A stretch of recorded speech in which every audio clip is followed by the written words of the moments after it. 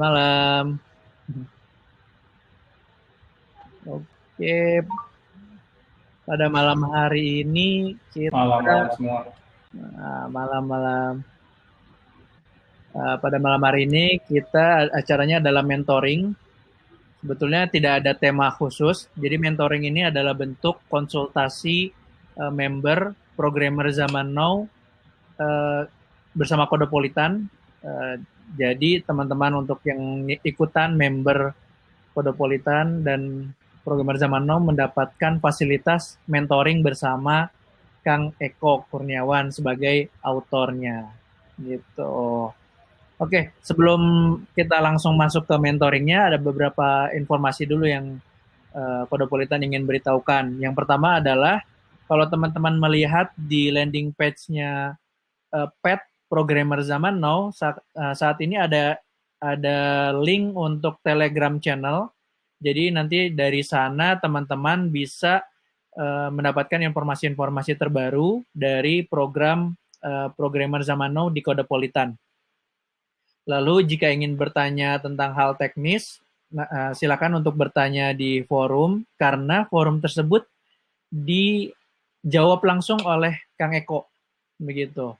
Jadi Kang Eko sendiri yang nanti akan dari dashboardnya akan menjawab pertanyaan-pertanyaan teknis terkait dengan pertanyaan teman-teman semua. Kenapa nggak di Telegram? Karena nanti tidak terdokumentasi. Jadi teman-teman, kenapa untuk pertanyaan teknis bisa nanti ditanyakan di forum supaya pertanyaan teman-teman yang terkait dengan teknis itu akan terdokumentasi dan teman-teman yang lain kalau misalnya mendapatkan masalah yang sama nanti akan bisa melihatnya, melihat pertanyaan itu lagi dan jawaban-jawabannya. Lalu ada satu fitur yang akan keluar dalam waktu dekat yaitu Talent Hub. Jadi sudah diinformasikan juga di dalam landing page-nya khusus yang programmer zaman now ini ada fitur namanya Talent Hub.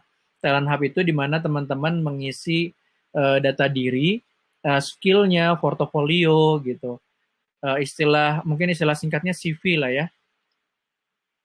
Jadi nanti uh, dari industri yang misalnya ada kecocokan dengan skill dari teman-teman, kita akan hubungi. Yang akan menghubungi adalah Kodepolitan, bukan dari industrinya langsung. Jadi nanti Kodepolitan akan menghubungi teman-teman untuk menawarkan lowongan pekerjaan yang disediakan oleh industri. Seperti itu. Nah, ini Kang Ekonya sudah masuk lagi. Iya, halo. Dan oke. Oke, Kang. Gimana hari ini? Sibuk? Sibuk apa, Kang? Ya, seperti biasa, siang sibuk di kantor, tapi untungnya di rumah terus sih. Di rumah terus. Materi apa nih yang sekarang lagi digarap nih? Kira-kira. Sekarang sih kemarin baru habis dipublish ya di Codpoint, update soal golang yang router. Nanti habis itu nanti kita coba mulai ke REST API-nya.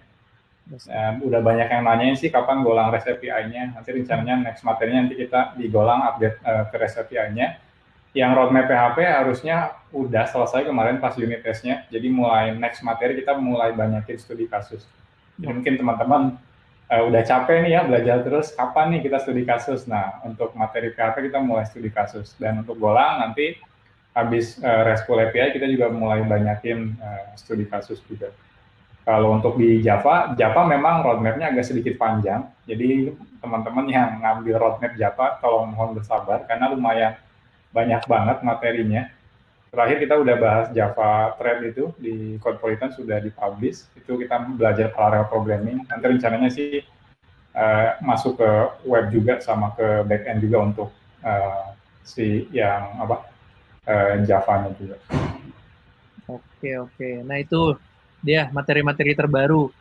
Semenjak program programmer zaman now ini ada di Kodopolitan juga sudah 3 atau 4 kelas baru ya, Kang ya. Betul.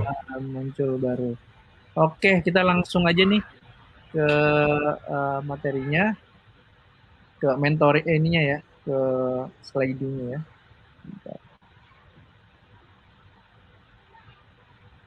Ini saya aja yang buka slide-nya, kita share screen. Nanti bolehlah saya yang baca-bacain lah ya. Boleh sih, kita sambil baca aja di... saya juga sambil buka sih. Nanti saya yang baca juga. Oke. Nah, ini dia. Sudah terlihat? Yep, sudah. Teman-teman semua.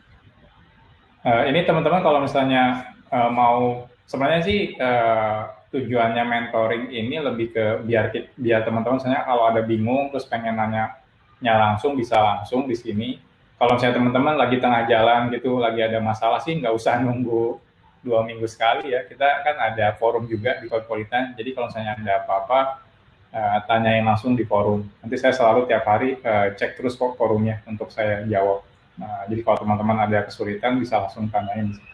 Betul. Untuk pertanyaan teknis nanti silakan untuk tanyakan di forum gitu, supaya terdokumentasi juga. Betul. Nah nih, boleh nih kita langsung masuk nih untuk pertanyaan pertama nih dari calon software developer Amin. Amin. Punya beberapa portofolio yang pakai PHP, Node.js, apakah tetap menjadi nilai plus ketika apply job di company yang pakai Golang? Apa harus buat personal project pakai Go untuk portofolio? Oke, ini di sini nggak dijelasin ya. Calon software developernya ini maksudnya fresh graduate kan, baru lulus kuliah atau gimana. Nah, kalau misalnya teman-teman yang baru masih kuliah sekarang gitu ya, terus siapin portofolio, sebenarnya kalau teman-teman nanti masuk ke perusahaan kayak perusahaan-perusahaan yang udah jadi ya, maksudnya kayak ya sekelas seperti misalnya e-commerce atau ya ojek online kayak gitu, itu sebenarnya mereka nggak terlalu tidak terlalu melihat portofolio sebelumnya, karena mereka tahu ekspektasinya kalau fresh graduate yang penting logiknya bagus dan sebagainya. Jadi sebenarnya nggak usah terlalu dipikirin soal saya harus banyak portofolio, nggak juga. Kalau baru lulus kuliah ya, yang penting sih bisa gitu. Kalau saya contohnya kan di beberapa e-commerce ada yang pakai Go, contohnya di salah satu marketplace. Contohnya di tempat saya pakai Java, ada di beberapa tempat e-commerce yang pakai Node.js gitu. Ada juga yang masih pakai PHP misalnya. Nah itu sebenarnya kalau dari fresh graduate nggak terlalu bukan jadi poin utama lah kalau misalnya untuk punya portofolio, karena kan namanya juga kuliah ya, bukan kerja gitu. Nah, tapi kalau misalnya udah kerja, itu juga sebenarnya yang dilihat bukan portofolio, tapi lebih ke experience sebelumnya, kerja di mana gitu. Jadi kalau misalnya kerja di mana sebelumnya di perusahaan A, nah itu biasanya jadi nilai plusnya, sudah pernah bekerja, pernah bikin aplikasi seperti apa, kayak gitu. Apalagi kalau aplikasinya ternyata lebih bagus dibanding aplikasi tempat yang apply ke company yang barunya itu. Nah, biasanya kalau portofolio itu lebih ke kalau teman-teman pengen freelance. Jadi kalau mau freelance atau mau kerja remote ya, nah itu cocok banget bikin portofolio. Jadi saya punya banyak teman-teman juga yang kerjanya remote ya, ke luar negeri gitu. Jadi perusahaannya di luar negeri atau kerja di Upwork gitu, nyari freelancer gitu. Nah itu portofolio bagus tuh dikembangin. Jadi nanti kan teman-teman ketika misalnya pitching ya, ngobrol sama yang punya project-nya, teman-teman bisa ngeliatin portofolio teman-teman. Jadi liatin portofolionya udah pernah bikin apa aja gitu. Nah kalau mereka biasanya lebih suka dengan portofolio, klien-klien sejenis seperti itu. Tapi kalau perusahaan itu rata-rata nyarinya lihat pengalamannya sebelumnya udah pernah kerja di mana dan pernah bikin project apa. Dan mereka nggak butuh demo ya. Contohnya misalnya saya kerja di e-commerce, saya pindah ke ojek online, nggak perlu saya demoin e-commerce saya gitu ya, kan udah bisa kelihatan juga e-commerce-nya gitu. Jadi lebih ke kayak gitu kalau nanti teman-teman experience ya kerja kayak gitu. Tapi kalau misalnya fresh graduate, menurut saya sih nggak terlalu penting kalau misalnya apply ke perusahaan-perusahaan yang startup yang udah besar lah. Kecuali memang perusahaan startupnya masih kecil, nah itu biasanya butuh juga. Ya dia tergantung teman-teman sih ya. Tapi kalau teman-teman ada waktu sih bagus sih bikin portofolio. Jadi kan jaga-jaga kita misalnya nggak terlalu suka di perusahaan yang besar gitu, terlalu banyak birokrasi, ya itu nggak masalah masuk perusahaan startup yang masih kecil gitu. Nanti itu biasanya portofolionya berguna banget. Seperti itu. Oke, itu dia. Mudah-mudahan menjawab. Mudah-mudahan menjawab ya. Untuk pertanyaan kedua dari Anonymous, apakah ada penambahan kelas mengenai Android developers atau Android Studio? Oke, jadi yang Kotlin itu kan tadinya itu memang Kotlin itu memang buat didesain roadmap-nya untuk lanjut ke Android ya. Cuma saat ini saya mau fokus dulu nyelesain si roadmap-nya yang bahasa pemrograman yang seperti Java, PHP, sama Golang. Nah, nanti itu yang saya siapkan untuk front end itu yang roadmap-nya JavaScript dan juga roadmap-nya yang Kotlin. Nah, kenapa saya selesaikan dulu yang roadmap yang 3 bahasa ini dulu? Karena nanti tujuan 3 bahasa ini nanti lebih ke back end. Nah, nanti setelah back end-nya selesai, nah nanti kita mulai dicicil nih yang front end-nya. Dari kemarin kan kita udah update JavaScript, nanti JavaScript ada beberapa materi lagi. Nah, nanti targetnya yang JavaScript kita bakal jadi front end web. Ya, karena kan di web udah pasti pakai JavaScript ya. Nah, tapi kalau misalnya yang Kotlin, nanti rencananya kalau salah satu back-end roadmap udah selesai, nanti kita lanjut yang ke Android. Dan Android nanti kita akan lanjutkan yang materi Kotlin. Jadi nanti rencananya kalau misalnya sudah ada back-end yang udah selesai, misalnya roadmap-nya, contohnya apakah itu Golang ataupun PHP gitu ya, nanti kita mulai jalanin yang roadmap untuk front-end mobile sama front-end web. Jadi harapannya itu nanti ketika kita studi kasus, itu sudah ada back-end-nya gitu.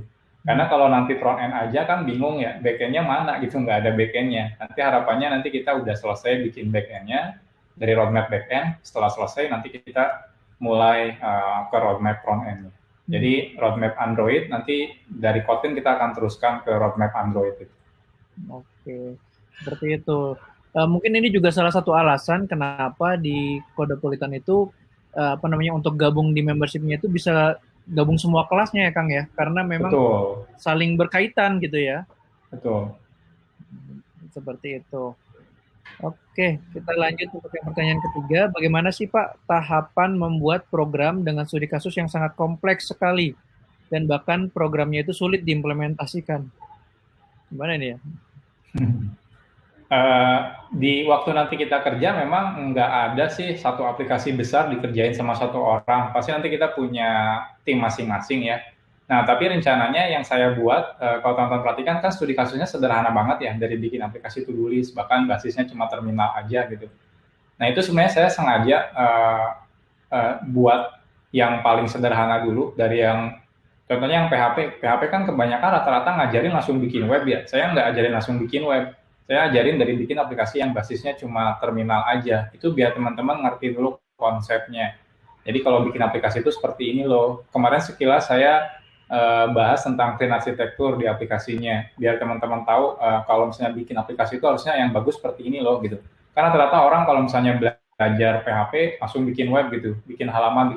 Mereka nggak desain clean arsitektur, layering aplikasi seperti apa, dan akhirnya ya yang penting jadi gitu. Nah, kalau saya emang tujuannya nggak mau seperti itu, ya emang dari awal sih memang course yang saya buat itu emang tujuannya biar nanti teman-teman bisa bawa ke dunia profesional sih. Jadi nggak cuma bisa bikin aplikasi udah, kita pengennya bisa dibawa ke tempat teman-teman kerja ataupun nanti bisa buat ilmu diimplementasikan di perusahaan-perusahaan selanjutnya teman-teman bekerja misalnya. Jadi nanti kita akan studi kasusnya dari yang sederhana, nanti mulai kompleks. Nanti contohnya saya udah ada rencana nanti setelah PHP ini kita mau studi kasus yang sederhana untuk login management. Jadi nanti setelah login management kita coba integrasikan sama to-do list-nya, gimana caranya biar to-do list itu bisa login. Nah, habis itu nanti dari login kita improve lagi, kayak bikin hal-hal seperti blog, seperti e-commerce yang sederhana, nanti baru ke marketplace kayak gitu. Jadi pengennya saya memang bertahap, jadi nggak tiba-tiba bikin langsung e-commerce gitu. Nah, itu biasanya mulai amburadul tuh bikinnya. Tapi saya pengennya bertahap. Ya teman-teman bikin A dulu yang kecil, nanti kita coba tambahin fiturnya biar lebih gede dan seterusnya sampai kompleks banget. Karena kalau di satu course dibikin langsung kompleks, pasti itu panjang banget course-nya.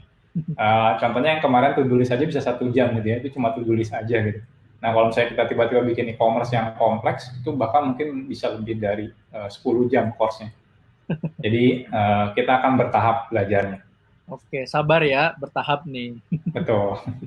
Oh ya Kang, ini mau ada satu pertanyaan deh. Kalau misalnya orangnya nggak ngerti banget, ya ini misalnya bukan orang coding lah gitu ya. Ini kalau belajar di PZN ini mulainya yang mana nih Kang? Kalau PZN, kalau misalnya baru belajar banget itu cari yang materi yang dasar. Pokoknya semuanya saya biasanya pakai kata dasar. Jadi contohnya PHP, PHP dasar. Hmm. JavaScript, JavaScript dasar. Nah, habis itu Java, Java dasar, kayak gitu. Kotlin, Kotlin dasar. Nah, terus rekomendasinya yang mana? Kalau rekomendasi saya, kalau misalnya baru banget ya pemula, untuk ngerti soal programming, saya saranin JavaScript. Kenapa? Karena nggak butuh pengaturan apapun. Jadi kan defaultnya kalau kita, ya walaupun bukan programmer, tiap orang punya browser lah ya, Hmm. istilahnya. Jadi minimal kalau misalnya JavaScript itu kita punya browser udah bisa mulai belajar JavaScript. Nah kalau misalnya kayak PHP, kayak misalnya apalagi Java harus banyak setting sana sini gitu. Jadi kalau pemula banget yang belum pernah coding sama sekali gitu ya, bahkan misalnya sebelumnya nggak kuliah coding, informatika atau komputer, mungkin agak kesulitan di awal karena banyak beberapa tool yang mungkin masih asing. Jadi kalau beneran di awal banget, saran saya sih belajarnya JavaScript dasar. Itu soalnya paling mudah dari semua bahasa untuk belajar buat pemula. Paling mudah ya. Setelah itu apa tuh? Setelah JavaScript mungkin ada. Nah, setelah JavaScript dasar ngerti, nanti dia kan ngerti pola, oh programming itu seperti ini. Nah, dari situ saran saya sih selalu coba bahasa yang lain. Jadi yang penting dia ngerti dulu konsep programming itu seperti apa sih gitu. Hmm. Nah, kalau udah contohnya dia mulai coba kayak PHP dasar.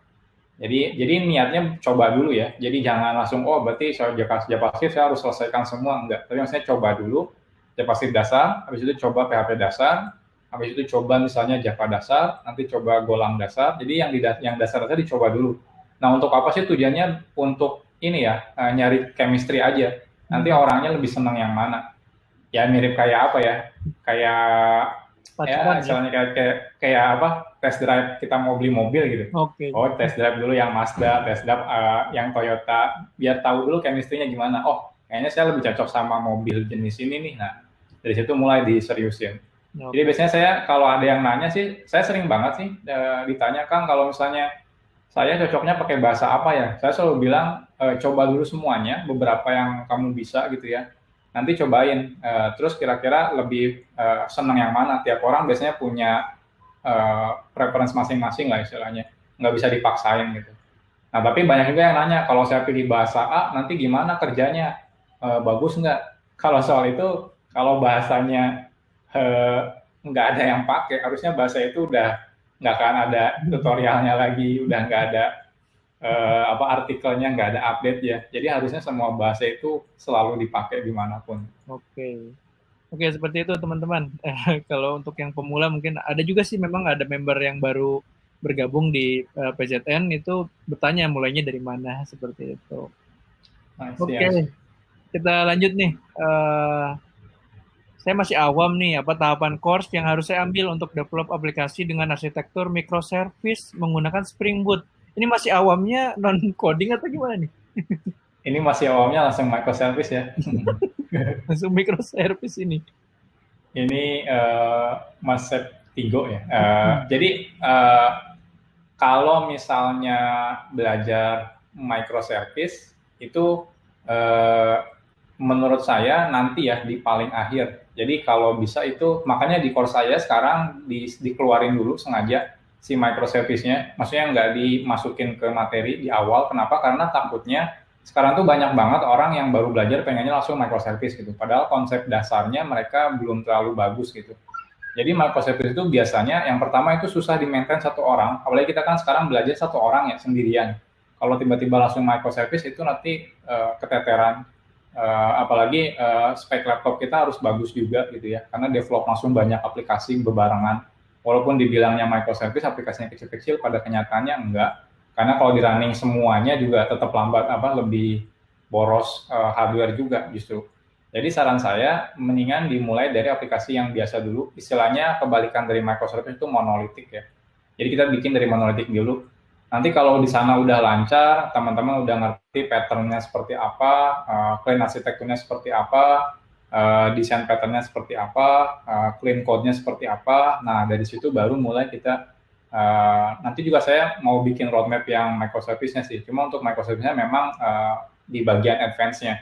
Ya nanti rencananya dari Java, nanti ada roadmap Java selesai, kita akan ada roadmap Spring Framework.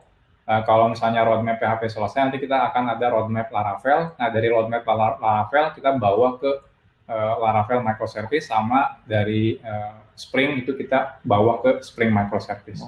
Nah, kalau Golang gimana? Kalau Golang kebetulan tidak ada framework-nya karena memang minimalis bahasanya. Jadi sebenarnya dari Golang kalau misalnya udah ngerti bikin Golang RESTful API, soalnya bisa mulai lanjut ke Golang microservice. Nanti sih di roadmap-nya pasti saya akan masukkan bagian microservice juga. Tapi nanti setelah semua roadmap backend-nya selesai dulu. Oke, seperti itu, masih panjang ternyata perjalanannya. Padahal kelasnya aja sudah 47 lebih, bahkan sudah hampir 50 ya, kelas berbayarnya ya, Kang. Oke, untuk selanjutnya ini kayaknya pertanyaannya banyak juga nih yang bertanya seperti ini nih. Videonya banyak tersedia di channel programmer yang membedakan dengan versi berbayar. Apa ya Mas? Maksudnya membedakan di YouTube mungkin ya, di Udemy dan Codepolitan gitu. Sebenarnya kalau misalnya kalau course-nya itu kalau diperhatikan memang yang dasar saya sengaja publish di YouTube secara gratis. Kenapa? Itu sebenarnya buat ya istilahnya kayak marketing aja ya. Biar teman-teman tahu kalau di program Jama itu ada course soal PHP gitu. Kalau kita langsung hide semua kan otomatis nggak ada yang tahu ya. Nggak ada yang tahu kalau programmer zaman now itu punya course PHP misalnya atau course JavaScript. Nah, tapi saya pengen tunjukkan kebanyakan kalau teman-teman perhatiin, saya udah ya ini bocoran aja ya. Jadi kalau misalnya kalau saya perhatikan, jadi banyak banget orang itu cuma belajar dasar, biasanya nggak niat gitu, nggak niat ke next step-nya. Jadi kalau teman-teman perhatikan di channel manapun, biasanya yang dasar-dasar itu banyak peminatnya. Tapi ketika naik ke advance itu nggak ada. Maksudnya dikit jatuh banget drop gitu ya. Contohnya teman-teman bisa buka channel-channel yang lain selain program Jama Now.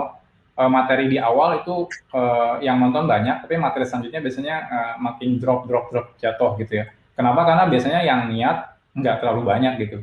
Kebanyakan sih belajar ya cuma kayak buat yang penting tugas kampus selesai gitu. Nah, saya memang pengen bikin yang eksklusif, yang versi berbayar, simple, karena saya pengen targeting emang orang-orang yang niat belajar gitu. Makanya ada forumnya gitu ya, kayak di Codepolitan kita ada forumnya, biar ada mentoring kayak gini, biar lebih ngerasa kalau benar loh kita tuh dibantu untuk improve kemampuan kita. Kalau misalnya semua di YouTube itu kan kayak apa ya istilahnya, ya cuma belajar sekilas gitu, kadang-kadang lupa juga, jadi nggak ada ininya ya.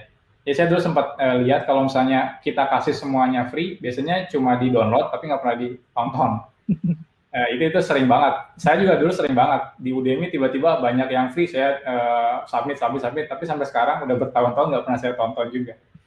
Beda kalau misalnya kita kayak kita ngorbanin hal sedikit misalnya untuk bayar, tapi biasanya kita niat gitu untuk belajar, karena kita ngeluarin sesuatu lah gitu untuk dapat itu. Jadi banding dikasih free, ya udah free aja, jadi berasa nggak berharga juga gitu. Jadi memang niatnya biar saya pengen yang serius aja gitu. Nggak apa-apa misalnya dikit gitu ya, yang penting emang yang serius aja. Terus apa bedanya? Memang bedanya yang pertama itu kalau dari Udemy, ya Udemy itu emang sekali beli ya udah gitu ya, selesai. Kalau di Codepolitan seperti yang ini, kita ada semuanya dapat gitu ya. Lalu yang kayak tadi, saya ngobrol sama beberapa foundernya Codepolitan, jadi kita rencananya mau emang dibuat kayak nanti yang bagus-bagus kita coba distribusikan ke talent hub-nya di Codepolitan. Jadi memang biar beneran ngebantu sama talent-talent peserta yang lagi belajar juga. Nanti kita kayak kasih apresiasi sebagai sertifikat accomplishment dari tiap course-nya gitu kan. Kadang-kadang kalau di YouTube kan nggak ada juga gitu ya. Apalagi di YouTube istilahnya itu apa ya, di YouTube itu ya emang nggak ada sih ya. Jadi nggak ada sertifikat kayak gitu ya di YouTube ya. Tahu saya nggak ada sih. Nah, kalau di Udemy emang ada, di Udemy tapi satu course komplit harus selesai. Jadi kemarin saya ngobrol dulu sama Kang Kresna, ini kayaknya saya akan ubah polanya dari yang di Udemy ke Codepolitannya. Jadi dulu kalau di Udemy itu kalau diperhatikan satu course panjang, kayak 30 jam gitu. Jadi kalau nggak selesai 30 jam nggak akan dapat sertifikatnya gitu. Kalau di Codepolitan saya nggak mau kayak gitu, kita pengennya per chapter kecil aja, karena mungkin nggak semua orang harus nyelesain satu course panjang itu. Jadi cukup mungkin sebagian aja. Contohnya kalau saya pengen belajar Android, saya cukup belajar Java dasar, Java OOP, sama Java Collection. Habis itu kayak Java Tail dan sebagainya saya nggak perlu pelajari. Artinya kan saya butuh cukup sertifikatnya sampai Java OOP misalnya. Nah akhirnya kita discuss kemarin di Codpolitan seperti itu. Jadi itu sih yang membedakan versi bayar, terutama di Codpolitan sama di free course-nya yang di YouTube. Mungkin bisa membantu menjawab. Oke, seperti itu. Oke, kita lanjut. Nih, apakah fokus dan mempelajari satu bidang skill lebih baik daripada mempelajari semua bidang secara paralel? Bagaimana best practice-nya self-taught learning-nya? Oke, kalau fokus saya lebih condong ke fokus ke satu. Jadi kalau misalnya di awal kita pengen belajar, oke saya targetnya pengen jadi developer Java, gitu. Fokusnya di Java aja udah. Nah atau saya pengennya di PHP, ya udah fokusnya di PHP. Atau Golang, fokusnya di Golang. Nah cuma bukan berarti kita nggak boleh lirik-lirik yang lain sih sebenarnya. Kalau teman-teman mau, itu boleh juga. Jadi lebih ke mempelajari, oh ada apa sih di bahasa pemrograman lain gitu ya. Tapi nanti tetap ketika teman-teman improve kemampuannya, bikin studi kasus yang banyak, coba bikin aplikasi, itu nanti tetap di bahasa pemrograman utamanya. Jadi contohnya dulu itu saya belajarnya Java, saya fokus di Java, nggak pindah-pindah waktu itu. Mungkin beberapa tahun ya, kayak setelah lulus waktu dari kuliah gitu ya, 2 tahun, 3 tahun, habis itu kerja, udah 3 tahunan itu tetap di Java. Nah dari situ saya mulai coba belajar hal-hal lain. Bukan untuk pindah, tapi lebih ke untuk di luar tuh ada apa ya gitu. Nah jadi kan kadang-kadang kita kalau cuma belajar satu bahasa, kita nggak tahu perkembangan di luar gitu. Jadi kita lihat bahasa lain bukan untuk kita pindah sebenarnya, tapi untuk lihat di luar tuh ada apa gitu. Apakah ada yang bisa diadopsi di teknologi yang saya pakai sekarang. Jadi contohnya kayak teman-teman tahu Laravel itu sebenarnya diadopsi dari Ruby on Rails yang ada di bahasa pemrograman Ruby gitu. Atau misalnya kayak sekarang Golang ada Go modul gitu ya. Itu juga ngadopsi dari seperti di Java namanya Apache Maven gitu. Jadi nggak ada masalah kita belajar di luar, tapi tetap sih kalau saya saranin fokusnya di satu. Soalnya kalau misalnya kita langsung belajar ke semua hal gitu ya, takutnya nggak ada yang fokus, jatuhnya nggak ada yang expert juga. Jadi mendingan expert di satu bidang, kalau di awal expert di satu bidang, nanti cobain yang lain cuma buat tahu doang. Tapi nanti kalau misalnya teman-teman udah kerja, udah expert, ya itu udah saatnya nanti kita nyebar ke berbagai bidang untuk apa istilahnya, nentuin kira-kira ke depannya bakal lari ke teknologi mana. Kayak gitu. Nah, seperti itu. Jadi mempelajari satu bidang, tapi tetap lihat-lihat yang lain ya. Betul. Oke, selanjutnya nih, minat ikut komunitas tapi bingung komunitas apa. Soalnya masih baru. Kadang juga ragu karena yang lain pasti udah jauh lebih jago kayaknya ya. Sedangkan kita baru mulai. Ada saran, Kang? Oke, dulu waktu saya kuliah sama. Jadi saya baru belajar Java sekitar semester 3 waktu itu. Saya join ke komunitasnya udah ngomongin framework, udah ngomongin objek relational mapping, itu saya udah bingung ini apaan gitu ya. Pada waktu itu saya cuma baru bisa misalnya kayak Hello World bikin aplikasi sederhana gitu. Ini orang udah ngomongin apa. Nah akhirnya ya memang namanya minder ya. Di komunitas sudah pada bisa gini nih, saya baru juga belajar gitu. Nah tapi kan pertanyaannya mereka juga dulu nggak tiba-tiba jago gitu. Mereka juga dulu sama gitu. Belajar dari awal juga. Nah dulu akhirnya yang saya lakukan, saya biasanya ngedokumentasiin apa yang saya lakukan di blog waktu itu. Dan ketika saya coba dokumentasiin di blog, jadi saya baru belajar Java dasar, saya dokumentasiin di blog. Ternyata banyak orang yang baru belajar juga. Nah akhirnya saya walaupun komunitasnya nggak chatting gitu ya, dulu ya udah kayak komunitas, dulu ada komunitas blogging dulu tuh, zaman saya tuh masih banyak yang blogging ya. Jadi kayaknya saya belajar dari situ aja. Jadi punya komunitas sendiri tapi tetap masih join sama komunitas besar. Jadi buat kalau menurut saya sih kalau minder wajar sih. Nah, semua orang pasti kayak gitu. Cuma ya nggak usah takut juga. Jadi mendingan jalanin aja terus. Bertahap sih, sabar aja. Di awal-awal pasti semua orang kayak gitu juga kok. Nggak sendirian. Semua orang pasti ngelakuin hal yang kayak gitu. Oke, sabar aja ya. Memang ini tahunan ini belajarnya nih ya, Kang. Betul. Nggak Kayaknya tiba-tiba berapa tahun langsung nih? gitu. Berapa tahun nih, Kang? Belasan tahun kayaknya. Saya mulai belajar programming 2007 ya. 2007, 13 tahun berarti kan? 14 Iya, tahun sampai sekarang. Ya teman-teman, ya sabar aja, jalanin aja gitu. Nah ini pertanyaannya bahas tentang apa? Nah ini kita lagi ngebahas ini nih. Oke. ya rencananya sih emang tidak akan ada temanya, karena kalau ada temanya takutnya, misalnya, oh temanya mentoringnya ngomongin soal PHP gitu, takutnya ada teman-teman yang nggak ngambil roadmap PHP, nantinya nggak bisa ikut. Jadi kita lebih ke ya discuss lebih dekat aja teman-teman ada problem apa selama belajar, ya nanti kita bahas di sini. Oke tuh seperti itu. Biar nanti ada keterikatan nih sama Kang Eko-nya nih sebagai pembuat course-nya. Oke, selanjutnya saya mahasiswa semester akhir. Dari pengamatan orang-orang di sekitar saya yang bisa ngoding, rata-rata itu beloknya ke web dev atau Android. Minta insight selain kedua itu dong, Pak. Oke. Kalau misalnya mahasiswa pasti ya rata-rata orang tujuannya ke web front end ya kelihatan gitu sama Android. Android udah pasti kelihatan juga. Kenapa? Karena yang paling gampang dilihat itu adalah web sama Android gitu. Jadi kalau misalnya kok nggak ada ya anak-anak mahasiswa pengen jadi developer backend karena nggak kelihatan hasilnya gitu. Jadi DevOps gitu ya, DevOps. betul DevOps nggak kelihatan juga hasilnya gitu. Apalagi kalau nanti pas skripsi nanti sama dosen coba demokan gitu ya.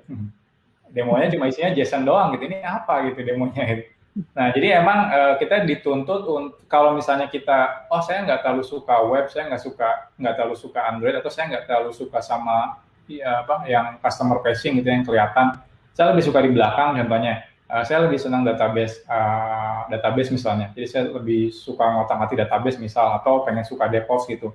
Itu akhirnya kita ditantang untuk gimana caranya kita bawa ini ke istilahnya itu ke kampus ya, ngenalin ke misalnya ke dosen yang belum familiar dengan itu gitu.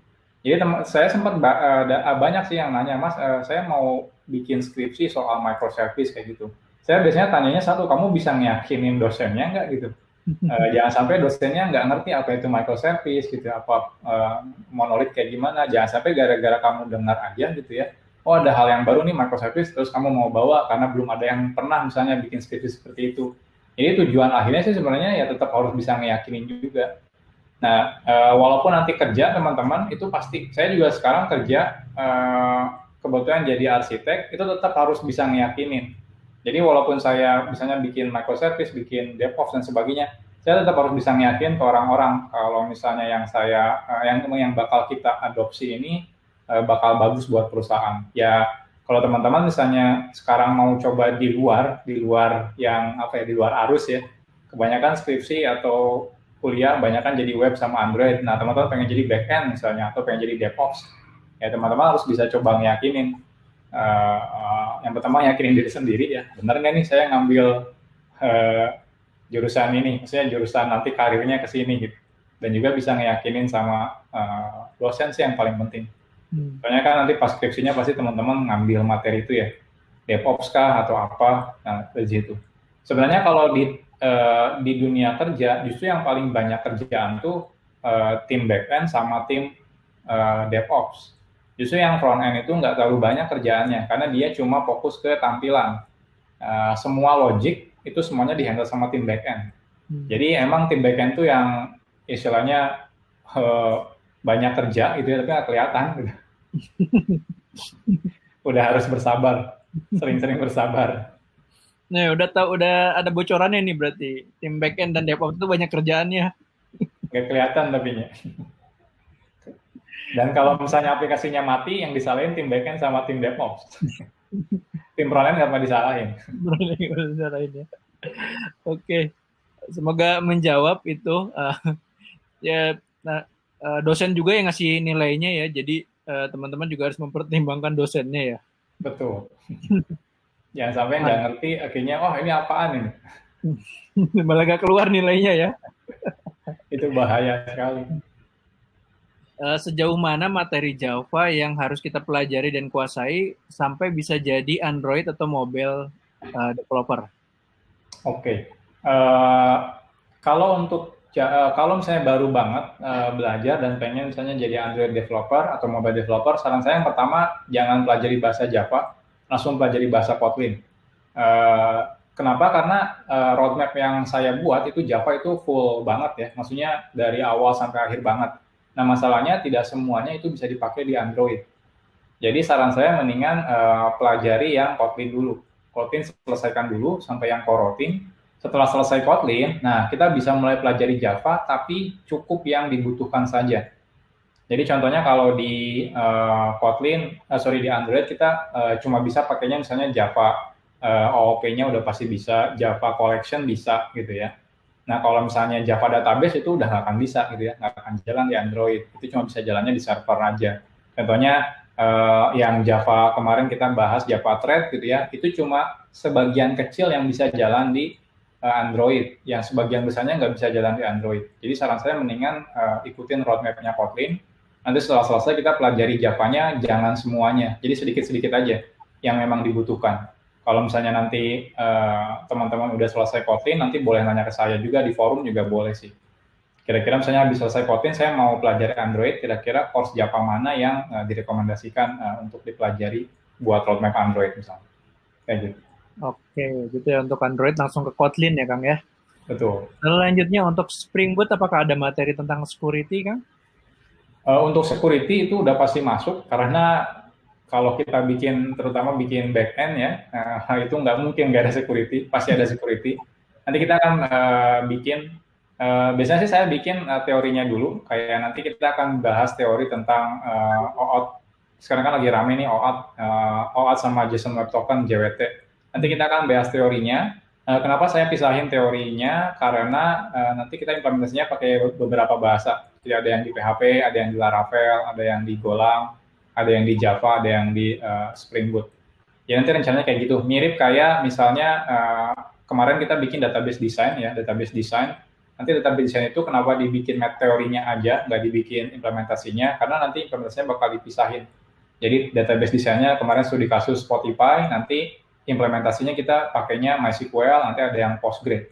Nanti mungkin kalau misalnya kita udah push yang premium course-nya yang MongoDB, nanti kita akan coba implementasikan di MongoDB. Jadi biar teman-teman udah tahu teorinya, nanti kita coba implementasikan dari tiap roadmap yang kita ambil. Ya nanti pasti ada. Jadi di Spring Boot pun ada. Ya contohnya pakai Spring Security misalnya. Oke, seperti itu. Nanti pasti ada ya. Yep. Tapi nunggu yang lain-lainnya dulu nih, ngantri banyak.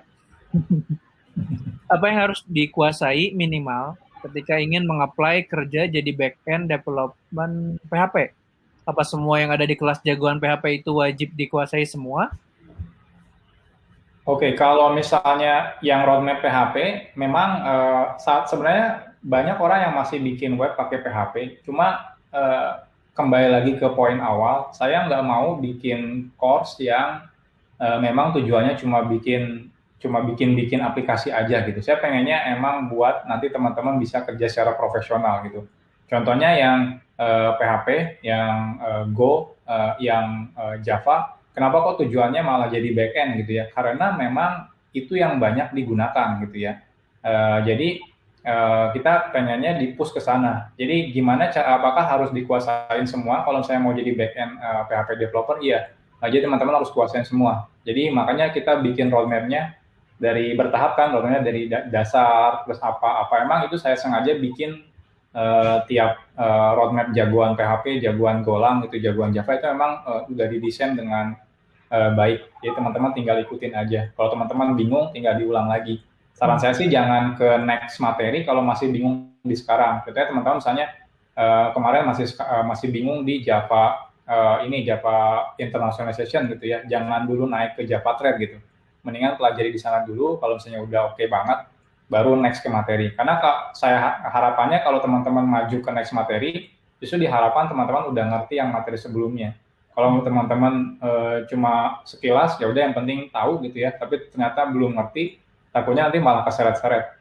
Yang paling penting sih sabar sih ya teman-teman.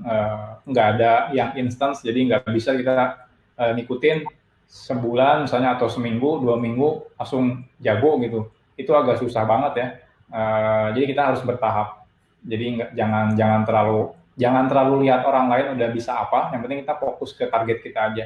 Target kita pengen jadi apa? Misalnya jadi PHP developer, Java developer, atau nanti front end. Itu kita targetin aja mau jadi apa. Nanti kita tinggal ikutin aja bertahap. Nggak usah. Ini bukan lomba kejar-kejaran. Jadi tiap orang punya waktu belajar tiap harinya berbeda-beda, punya targetnya beda-beda. Jadi kita perlu bersabar sebenarnya. Oke, itu dia, perlu sabar. Ini melanjutkan yang tadi nih kayaknya nih. Berarti untuk fresh graduate itu tidak terlalu menjadi perhatian ya Mas ya, untuk pakai bahasa apa, meski berbeda dengan yang digunakan di company tersebut.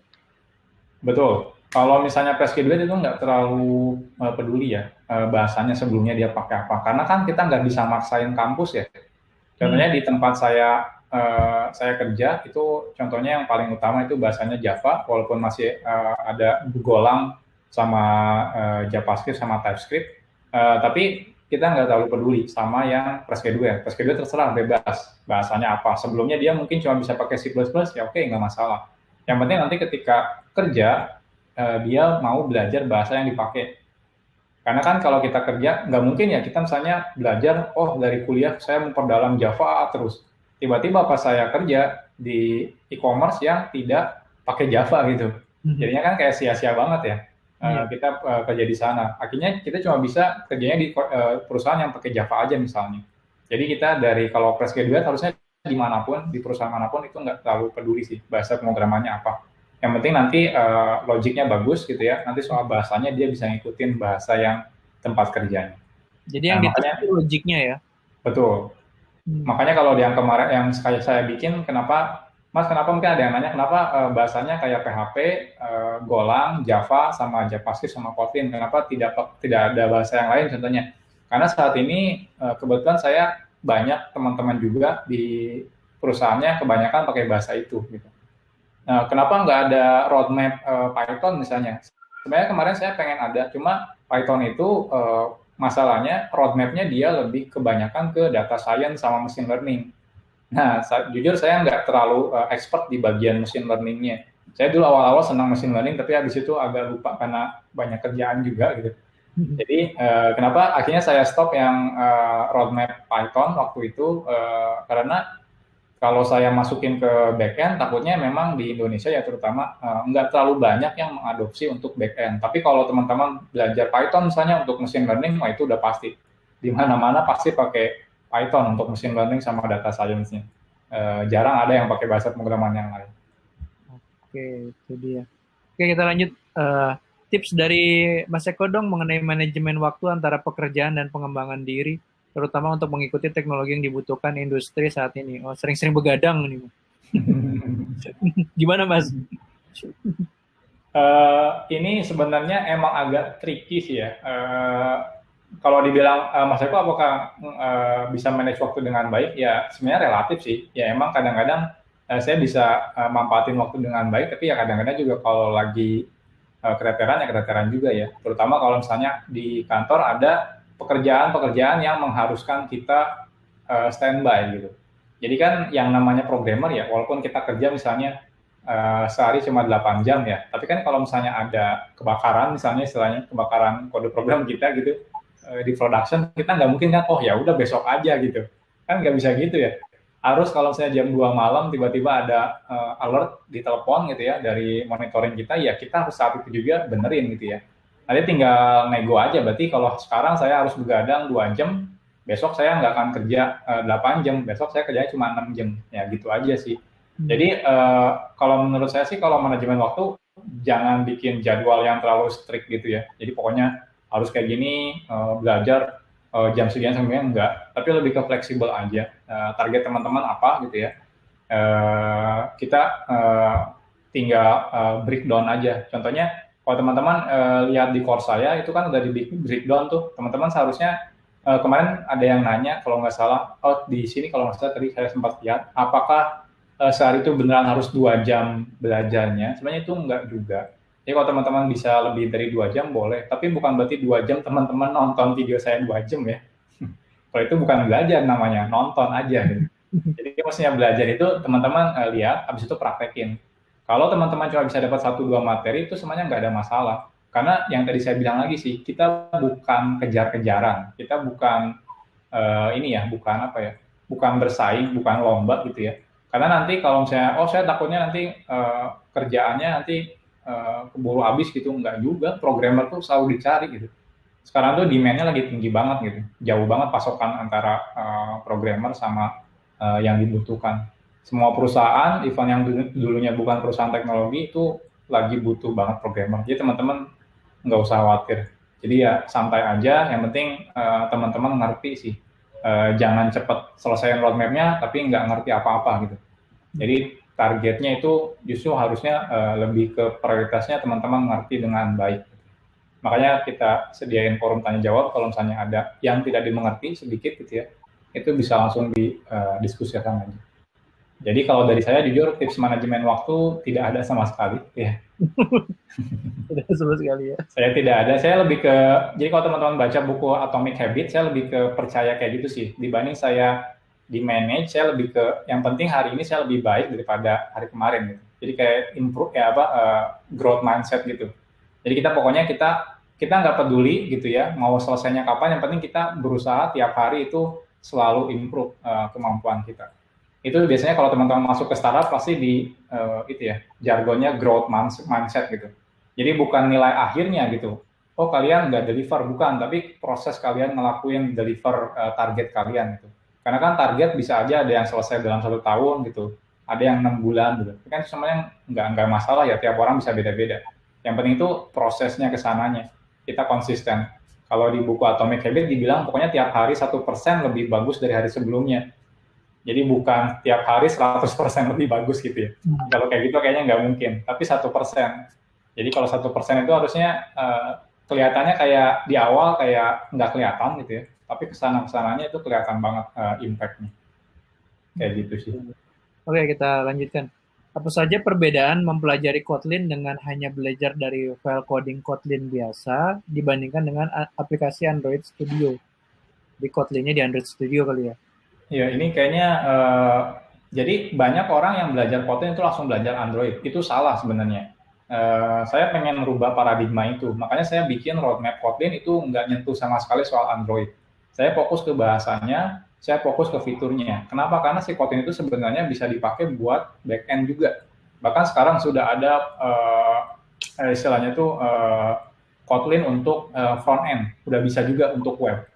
Jadi memang di awal saya selalu nggak sarankan langsung belajar Kotlin itu pakai Android. Kenapa? Karena orang nanti mikirnya ya udah Kotlin itu Android, padahal nggak, Kotlin itu cuma bahasa pemrograman gitu. Jadi saran saya sih tetap belajarnya bahasa pemrogramannya dulu, Kotlin, nggak usah mikirin soal Androidnya. Ketika teman-teman udah ngerti si Kotlinnya, nanti baru kita belajar si Androidnya.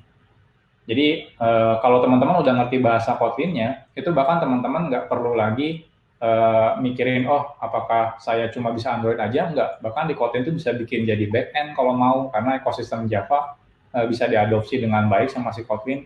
Bahkan nanti kayak ada Kotlin front-end, itu bisa buat nanti di-transpile jadi si JavaScript, itu bisa juga. Jadi fokus saya mendingan teman-teman Mas Rido ya, ini fokusnya di Kotlinnya aja dulu, nanti setelah selesai roadmap yang Kotlinnya di course yang sudah saya buat, itu baru nanti mulai belajar si Androidnya. Mas Rido, oke. Oke, kita lanjut ini ke bagaimana kode review yang baik dan benar. Kode review. Ini yang mana? Saya nggak kelihatan. Anonymous lagi di screen. Oh iya.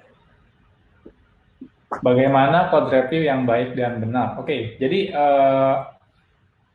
code review itu yang paling penting sebenarnya jangan sering-sering dilakuin manual. Karena namanya orang itu sering ini ya, sering apa ya, ya istilahnya sering hilap lah ya, kadang-kadang kelewat lah review dan sebagainya. Nah, saya sendiri kalau misalnya ngelakuin kayak gitu justru lebih ke bikin semuanya otomatis. Jadi kita bisa implementasi yang namanya static code analysis. Jadi nanti ada robot yang ngelakuin code review-nya. Jadi nanti ketika robot itu bilang ada masalah di code ini, kita udah tahu kenapa, karena yang nyeting apa aja yang boleh sama apa aja yang tidak boleh nanti kita sendiri. Jadi kita merintasi robotnya itu bilang kalau code-nya harus kayak gini, kayak gini, kayak gini, kayak gini. Nanti dia yang nge-scan tiap pull request-nya.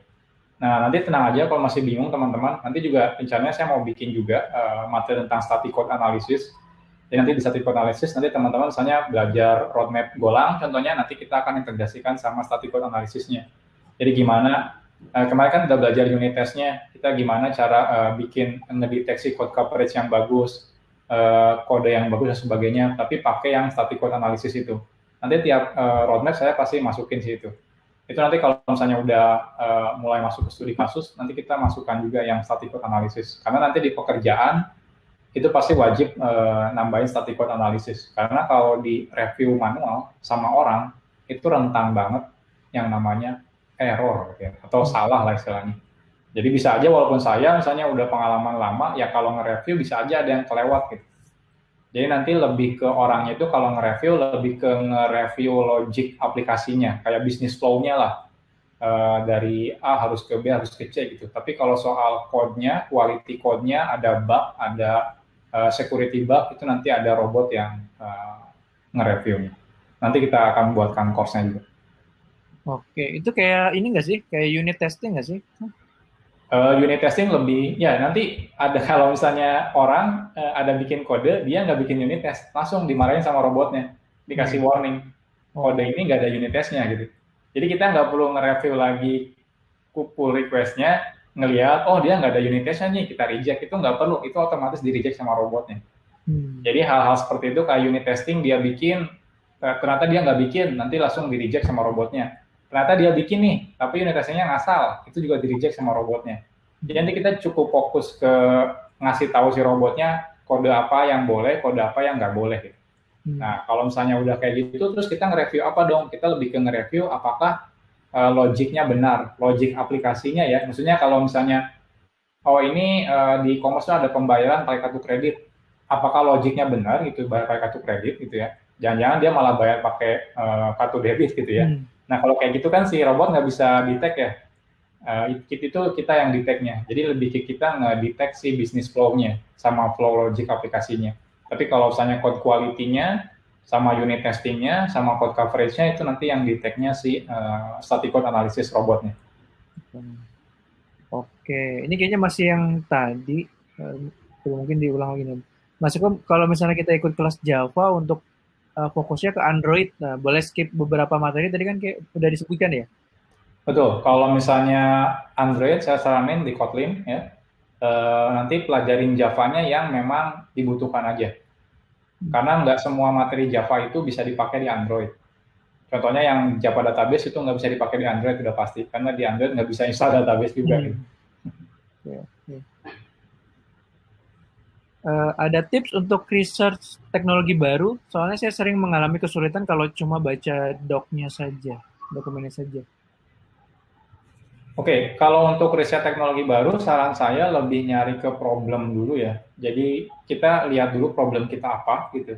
Nanti kita riset teknologi yang bisa solving problem itu. Hampir semua masalah sebenarnya harusnya udah ada teknologi yang nge-solve problem itu. Jadi jangan tiba-tiba, oh saya pengen riset A gitu, tapi nggak tahu problemnya apa gitu. Jadi contohnya yang nanti itu kan, yang di YouTube kan sebenarnya sudah saya buat ya, contohnya yang database Elasticsearch. Nanti sih sebenarnya mau saya buat ulang, karena kemarin tuh agak amburadul materi itunya, chapternya. Ya nanti kita mau buat ulang juga, nanti setelah kita studi kasus aplikasi, nanti saya akan bikin juga yang roadmap untuk Elasticsearch. Itu nanti saya jelasin kenapa misalnya pada kasus-kasus apa, pada masalah apa kok tiba-tiba kita butuh database jenis yang lain gitu. Jadi nggak tiba-tiba, saya langsung pakai Elastic aja, atau saya kemarin di Kotlin sudah ada yang free yang MongoDB, oh saya mau pakai MongoDB aja gitu. Itu nggak tiba-tiba kayak gitu ya. Banyak orang yang, oh saya pengen pakai itu, kenapa? Ya karena pengen aja. Nggak kayak gitu sebenarnya. Jadi lebih ke kita punya masalah apa gitu ya, dan bisa di-solving sama teknologi apa. Jadi lebih ke itu sih. Jadi kalau saran saya lebih ke lihat problemnya apa, nanti cari solusinya. Kalau teman-teman masih bingung cari solusinya, harusnya tinggal cari googling gitu ya, itu banyak banget solusinya harusnya. Jadi contohnya kalau kita punya masalah di performa untuk searching, contohnya di database MySQL, nanti banyak banget solusinya. Contohnya kayak pakai Elasticsearch, pakai Solr, pakai database yang lain itu banyak. Jadi lebih ke lihat problemnya apa, nanti cari solusinya apa, nanti pilih salah satu solusinya. Makanya nanti di roadmap ini, di yang course yang PGN ini memang dari awal saya pengen desain kayak gitu. Jadi nanti kita nemu masalah apa, nanti kita coba bikin roadmap yang lain. Contohnya yang kemarin banyak yang nanya, Kang, kapan lanjutan ini lanjutan Docker sama Kubernetes gitu. Karena kan kemarin cuma Kubernetesnya belajar aja gitu. Saya pengen coba di cloud.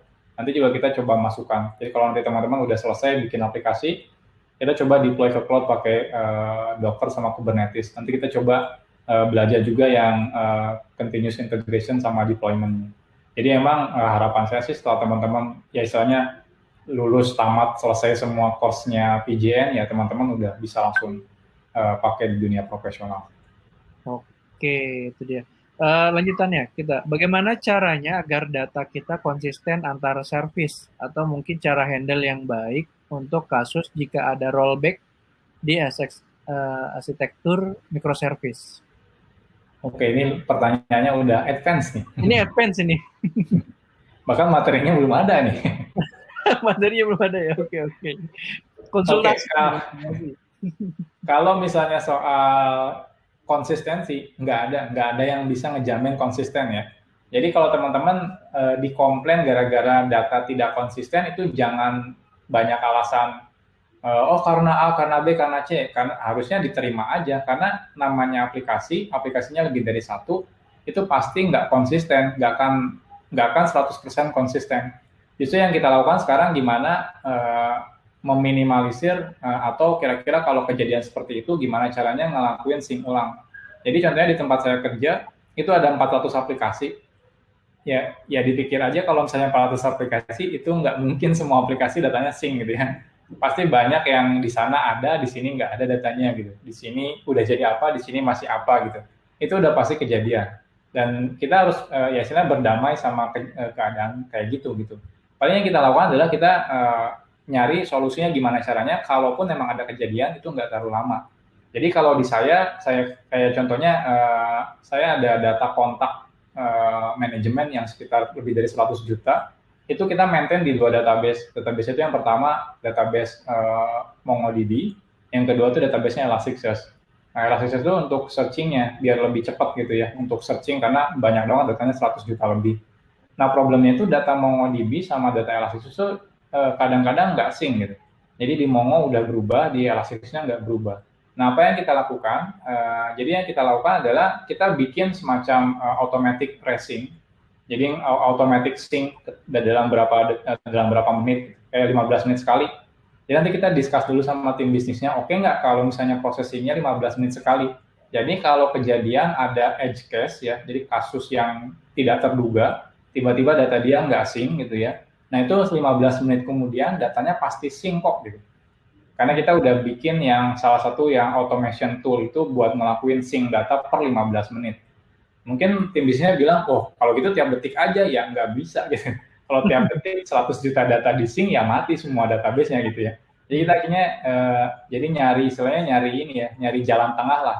Kita bisa sync 15 menit sekali. Nah, tapi resikonya ya kalau misalnya ada data yang nggak sync selama 15 menit, nanti mungkin usernya nggak akan ngelihat datanya sync. Kalau teman-teman nggak percaya, coba buka Google account, ubah profile picture-nya, silakan buka YouTube kah, atau Gmail kah, atau apa, itu pasti ada waktu profile teman-teman berubah di tempat, padahal itu punya YouTube juga. Itu karena mereka nggak direct ketika dirubah, langsung semuanya dirubah. Kalau kayak gitu, berapa puluh produk YouTube gitu, produk Google gitu ya, itu banyak banget, itu nggak mungkin di-sync sekaligus gitu. Jadi mereka kayaknya ada proses juga. Jadi kita harus berdamai sama keadaan yang nggak sync itu. Cuma jadi kita mikirin gimana caranya biar dalam waktu toleransi berapa lama gitu ya, kita bisa nge-sync-kan ulang datanya. Ini materinya lumayan advance.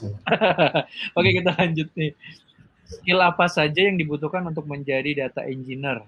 Dan bagaimana tren pengguna data warehouse untuk sekarang, Pak? Terima kasih sebelumnya.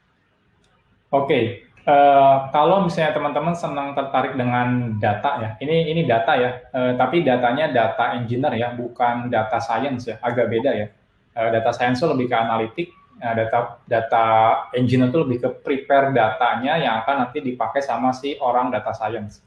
Nah, kalau misalnya teman-teman tertarik sama data, itu saran saya pelajari bahasanya justru yang Java. Kenapa Java? Karena ekosistem big data terutama itu paling mature itu di Java.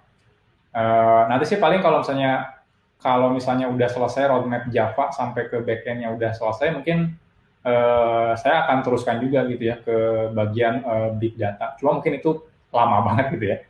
Nunggu selesai roadmap Java sampai Spring selesai gitu. Jadi emang itu low priority. Tapi intinya kalau teman-teman pengen ke data, itu teman-teman ikutin yang roadmapnya Java. Nah, bolehnya kita belajar Python karena beberapa ada yang pakai Python.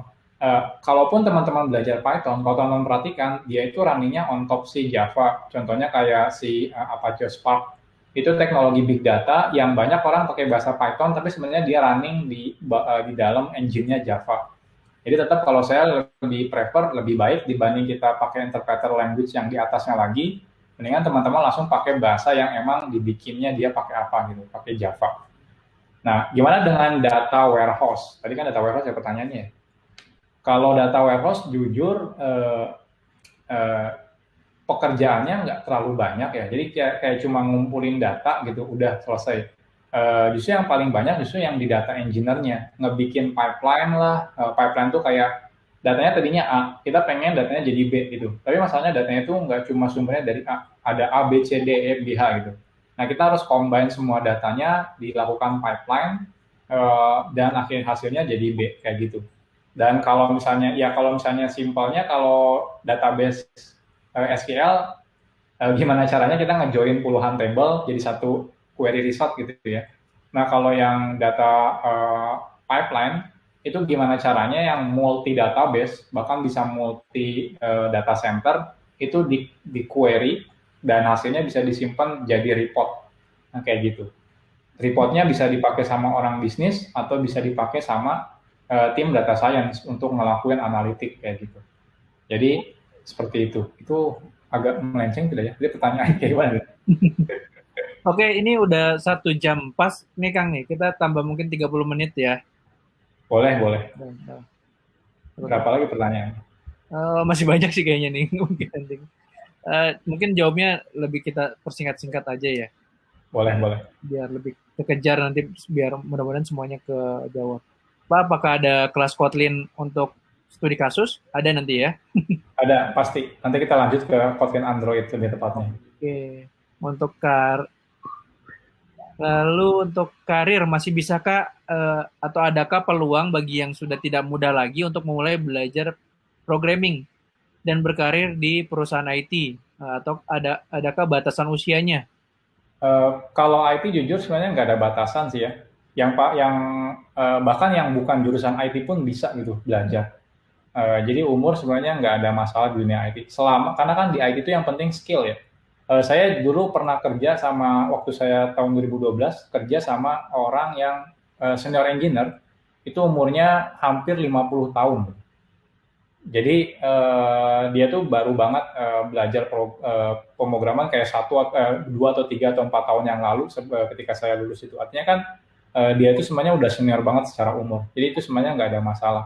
Selama memang kita kadang-kadang memang ada perusahaan yang pengen maksimal umurnya sekian ya kalau kayak gitu sih mau nggak mau kita harus cari beneran perusahaan yang enggak melihat umur. Tapi harusnya banyak sih perusahaan. Contohnya di salah satu unicorn itu sempat ada yang nerima anak SMK yang masih sekolah sebagai salah satu engineer-nya. Padahal dia belum lulus sekolah, bahkan belum kuliah.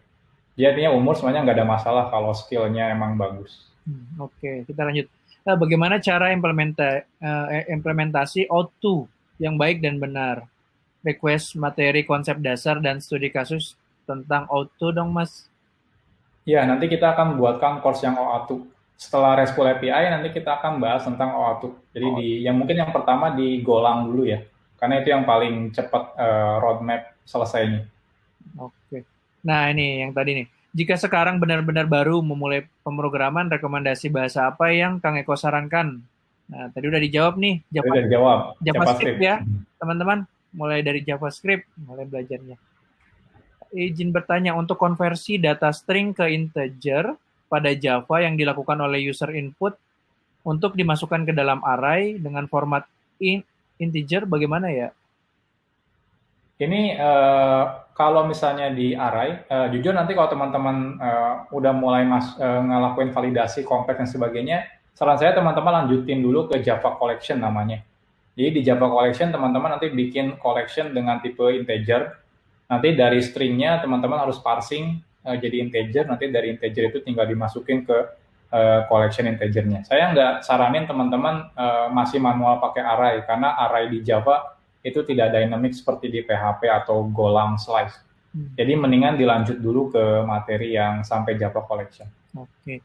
Ini Kang Punten mau nanya kira-kira di nanti di PZN Kodepolitan itu ada course khusus algoritma pemrograman nggak ya? Kayaknya udah masuk di bahasa pemrogramannya ya Kang ya? Algoritmanya ya Kang? Iya, sebenarnya udah masuk ke bahasa pemrograman, tapi ini kayaknya lebih ke basic konsep kayak algoritma searching, struktur data. Itu nanti rencananya mau saya buat juga sih. Tapi lebih ke pakainya mungkin pseudocode ya. Jadi nanti implementasi bahasanya teman-teman bisa praktekkan di bahasa roadmap-nya masing-masing. Itu sebenarnya udah ada di rencana saya sih. Udah masuk juga untuk algoritma dan struktur data. Oke, ini pengen lebih detailnya nih Kang. Lanjutin yang mau fokus Android, nah boleh lebih detail nggak yang untuk skip materinya yang mana? Contohnya Java database atau apa ya? Mungkin Java-nya apa aja yang dipelajari untuk Android? Oke, saking banyaknya saya sendiri jadi lupa nih. Kemarin udah publish materi apa aja? Ada 17. 17 ya, udah banyak banget. Itu masih banyak tuh materinya. Oke, contohnya yang Java Thread itu cuma di awal aja, di akhir nggak perlu ya. Yang penting ngerti thread aja. Kalau saya seperti eksekutor sirkuit dan sebagainya itu nggak perlu, karena kita udah pakai Kotlin coroutine. Java Date and Time API itu juga nggak perlu dipakai karena tidak ada di Kotlin. Java Stream juga tidak ada di Kotlin. Java Database tidak ada di Kotlin. Java Standard Class masih oke, bisa dipakai. Java Internationalization ini 50-50 ya, sebagian ada yang bisa, sebagian ada yang enggak. Kalau Java Collection, Java Generic, Objek Relasional, sama Java Database itu udah pasti bisa dipakai di Kotlin. Oke, itu dia. Nanti bisa nonton rekaman ulangnya Rekamannya. Nah, tolong jelasin terkait sistem analis. Apakah harus bisa coding? Dan gimana tentang jenjang karirnya? Misalnya tentang struktur organisasinya seperti apa? Oke, saran saya kalau teman-teman sekarang pengen jadi sistem analis, jangan. Karena sekarang sudah tidak ada sistem analis lagi, terutama di teknologi company. Dulu itu memang kebanyakan dari programmer, sistem analis, project manager. Sekarang nggak ada. Dari programmer jadinya adalah development lead atau principal, habis itu jadi manager, development manager, atau jadi technical architect. Ini tidak ada lagi jenjang menjadi sistem analis. Sekarang itu diganti namanya business analis. Dan itu bukan orang teknologi lagi. Itu lebih ke orang bisnis yang ngerti secara bisnis realnya. Jadi tidak ada roadmap, tidak ada jenjang karir untuk sistem analis lagi untuk sekarang. Kecuali di perusahaan konsultan IT mungkin ada ya, tapi jujur kalau di tech company yang punya produk, itu udah nggak ada lagi sistem analis. Adanya bisnis analis. Oke, udah nggak ada lagi nih sistem analisnya. Apakah kedepannya akan membahas framework PHP? Ya. Pasti, kita akan bahas Laravel. Apakah nanti bakalan ada forum diskusi di Discord atau Telegram? Nah, Telegram ini hanya channel aja, teman-teman, untuk yang di Kodepolitan, untuk diskusinya di forum, gitu. Betul. Supaya lebih terdokumentasi. Kalau teman-teman diskusi mungkin di Telegram, nanti akan tenggelam gitu, sama obrolan-obrolan yang lain. Apa framework REST API pada Golang yang biasa digunakan untuk enterprise? Di Golang jujur tidak ada. Jadi enaknya Golang itu minimalis banget. Jadi kita bisa pakai bawaan Golang langsung untuk bikin RESTful API. Oke, nggak ada ya, Kang. Apakah ada variabel number terkecil di JavaScript? Di JavaScript itu dia tuh nggak kayak Java ya. Java tuh kayak tipenya ada yang kecil, gede-gede. Kalau di JavaScript itu langsung total, cuma ada number sama big number gitu. Jadi cuma ada dua itu aja. Jadi tidak ada lagi. Dan jadi dia tuh skopnya dari yang paling kecil sampai yang paling besar di satu tipe data.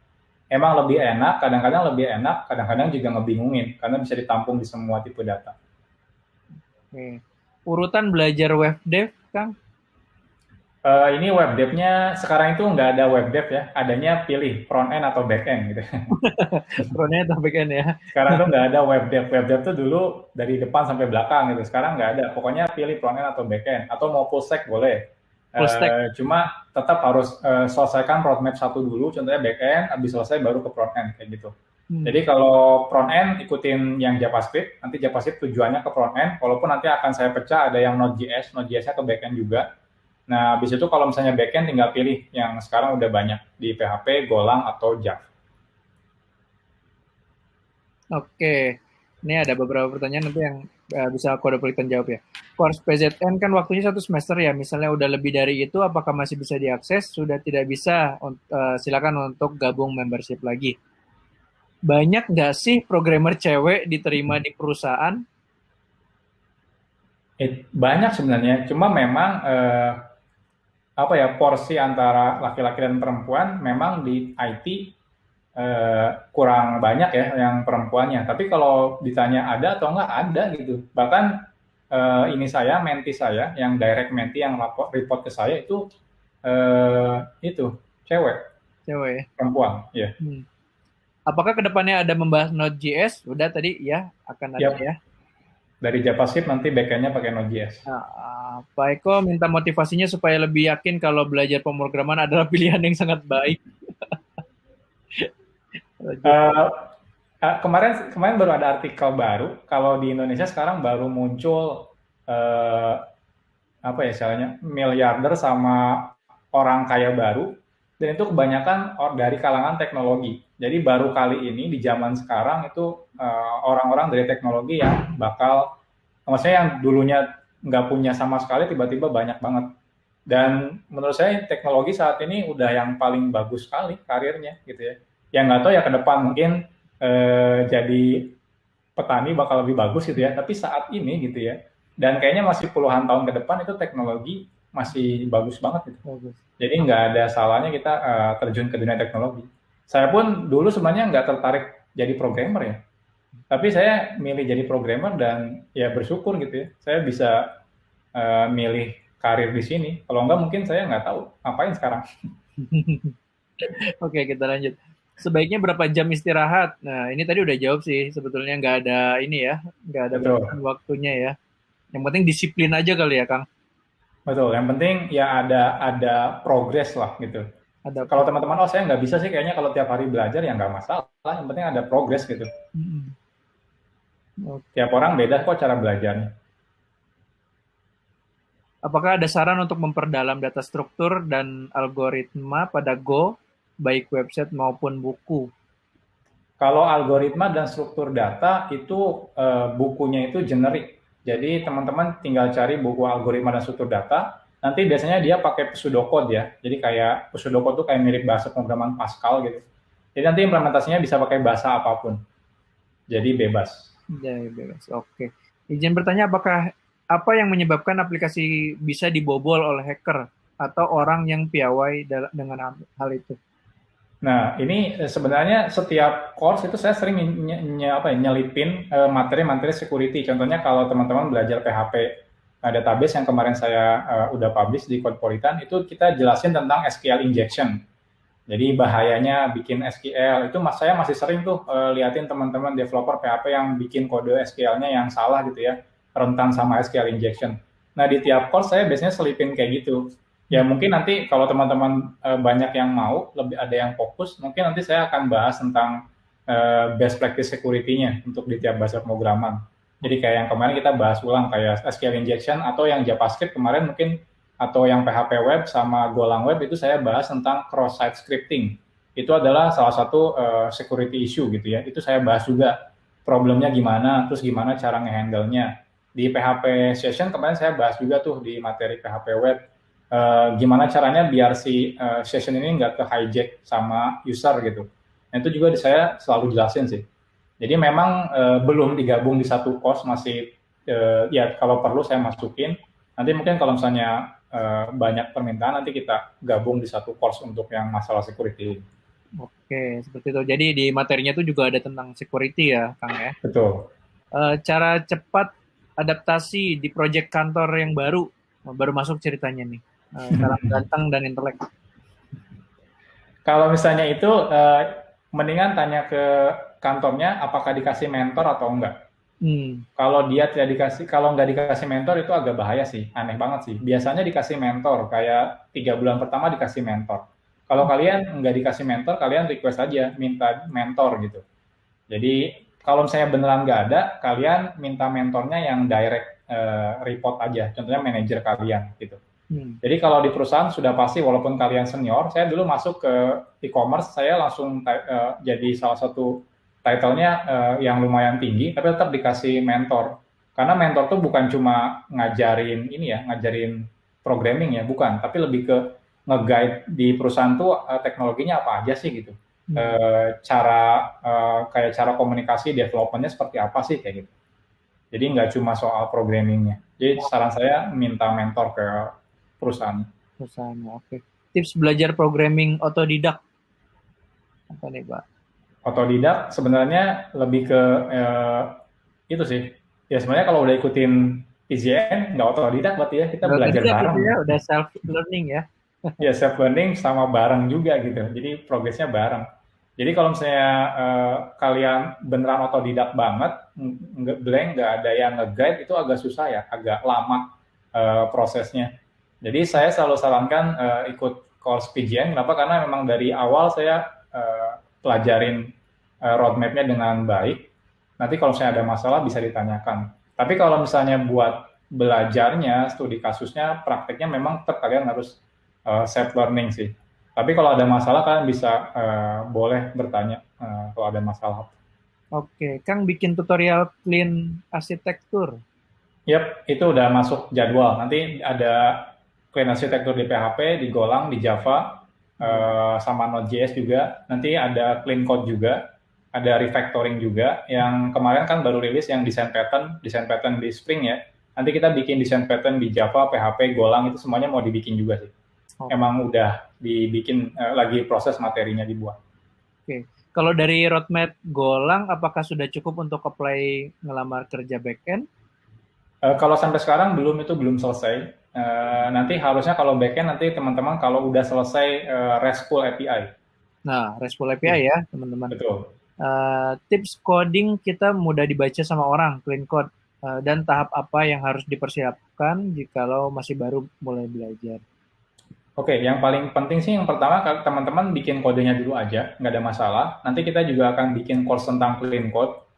Nah, nanti dari clean code teman-teman bakal belajar, oh ternyata selama ini saya bikin kodenya walaupun sudah jalan, tapi ternyata bisa di-improve code quality-nya.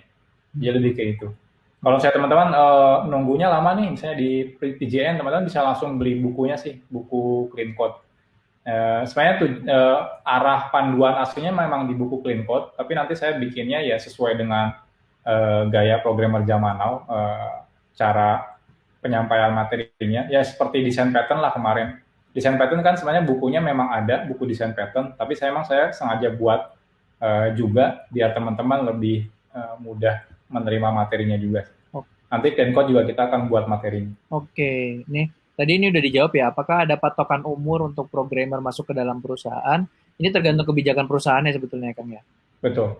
Nah, dan kalau untuk programmer tuh lebih ke skill ya, Kang? Umurnya berapapun, kalau skillnya masuk ya masuk aja ya? Betul. Oke. Saya fokus roadmap Golang. Apakah wajib kalau fokus di backend harus bisa front-end juga? Enggak.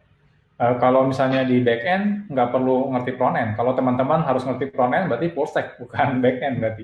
Full stack ya? Oke. Saran saya sih tetap pelajarin satu dulu. Kenapa saya sengaja mulai dari back-end, biar nanti, kalaupun teman-teman, oh saya udah bisa sampai, dan nanti itu jadi setelah selesai back-end, nanti ada cabangnya. Jadi ada yang nerusin memperdalam back-end ke microservice, kayak gitu. Nanti ada yang lanjut ke front-end. Teman-teman bisa pilih. Setelah back-end, saya pengen front-end sih gitu. Jadi teman-teman nggak memperdalam ke microservice itu bebas.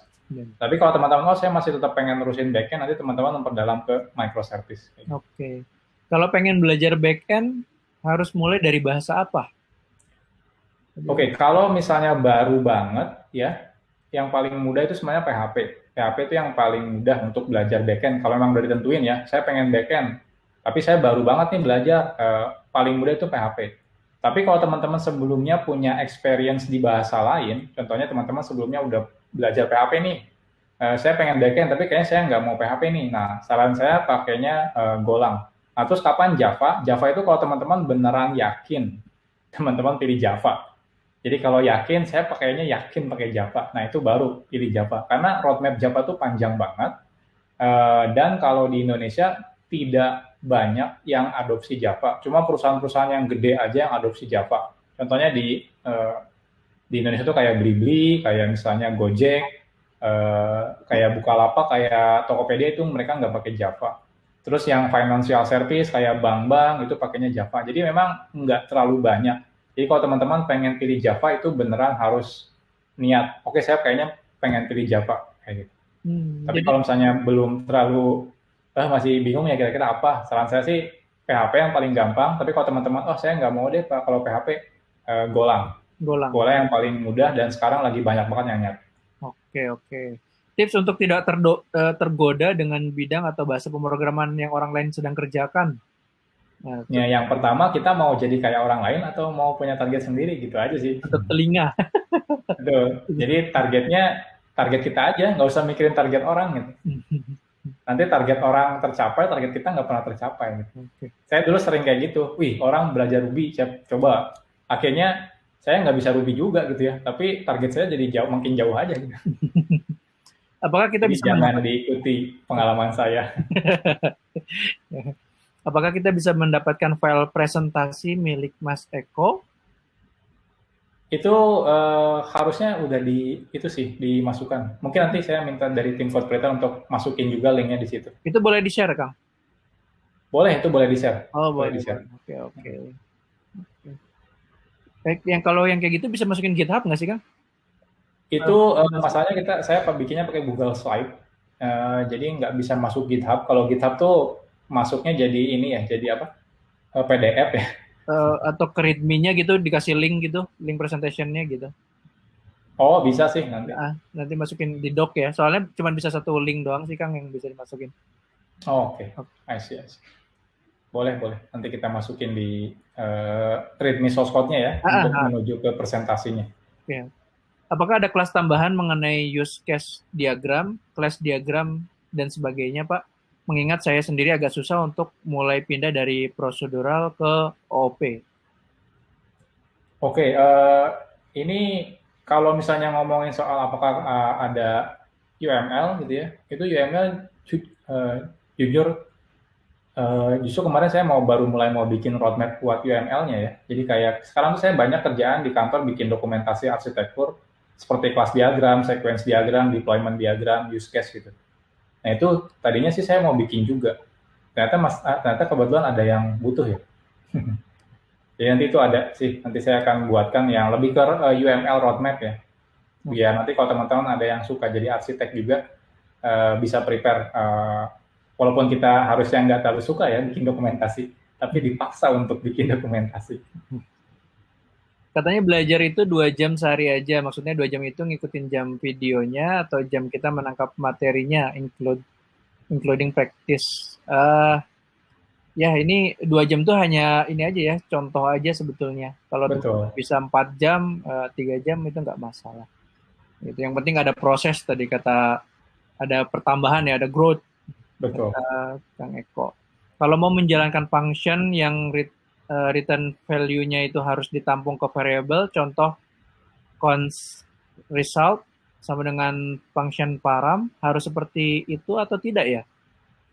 Enggak. Kalau misalnya teman-teman butuh nangkep si return value-nya disimpan di suatu tempat atau variabel, ya itu seperti itu. Tapi kalau nggak butuh, ya nggak usah. Contohnya, itu kan tadi kodenya pakai JavaScript ya. Bisa langsung console.log, di dalamnya langsung panggil function-nya itu boleh. Cuma bedanya berarti teman-teman tidak menyimpan si hasil dari function-nya ke dalam satu variabel. Jadi kayak gitu. Jadi itu opsional, boleh disimpan kalau teman-teman nanti mau digunakan lagi, tapi nggak disimpan juga nggak masalah. Oke, kalau ini pertanyaan lagi, apakah dengan hanya menguasai bahasa Go bisa sudah untuk melamar sebagai backend? Belum ya, tadi sudah dijawab, masih panjang perjalanannya. nanti roadmap-nya nyampe Golang RESTful API. Dan Nah, kalau udah sampai situ, mungkin teman-teman udah mulai bisa coba apply.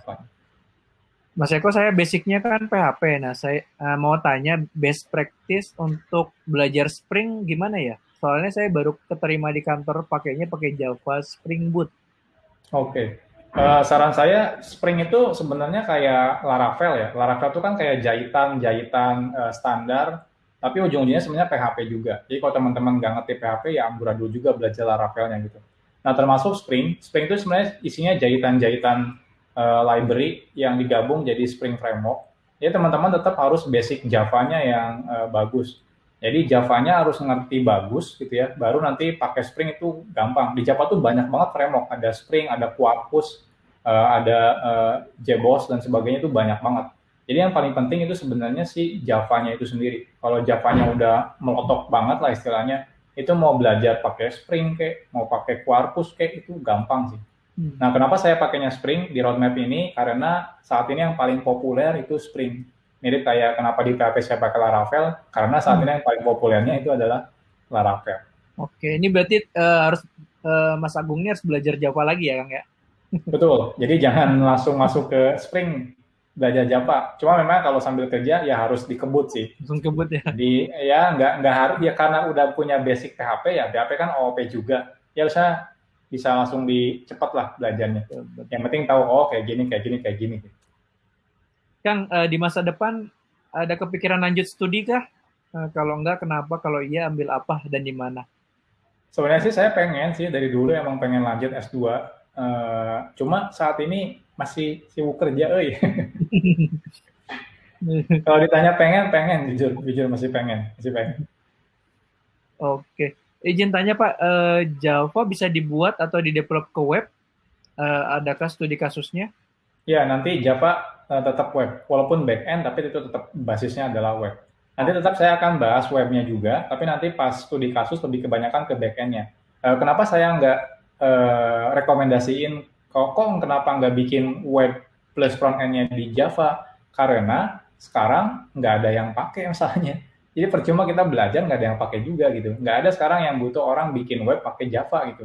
Yang pertama susah, yang kedua deploy-nya ribet, dan lebih banyak yang lebih bagus gitu ya. Kayak Vue.js, React.js, Angular itu udah lebih bagus. Dan itu udah nggak pakai Java masalahnya. Jadi saya memang lebih fokus ke teknologi yang ya namanya zaman now ya. Kita pakai yang kekinian yang memang diadopsi di industri gitu. Kalau yang udah tidak diadopsi sih saya nggak akan bahas gitu. Di Java tuh sebenarnya banyak beberapa teknologi yang saya skip di roadmap Java. Jadi sebenarnya itu tuh udah di skip banyak loh. Kayak Java RMI, Remote Method Invocation, itu kayak bikin client server basisnya Java, itu saya skip materinya. Kenapa? Karena nggak ada yang pakai gitu.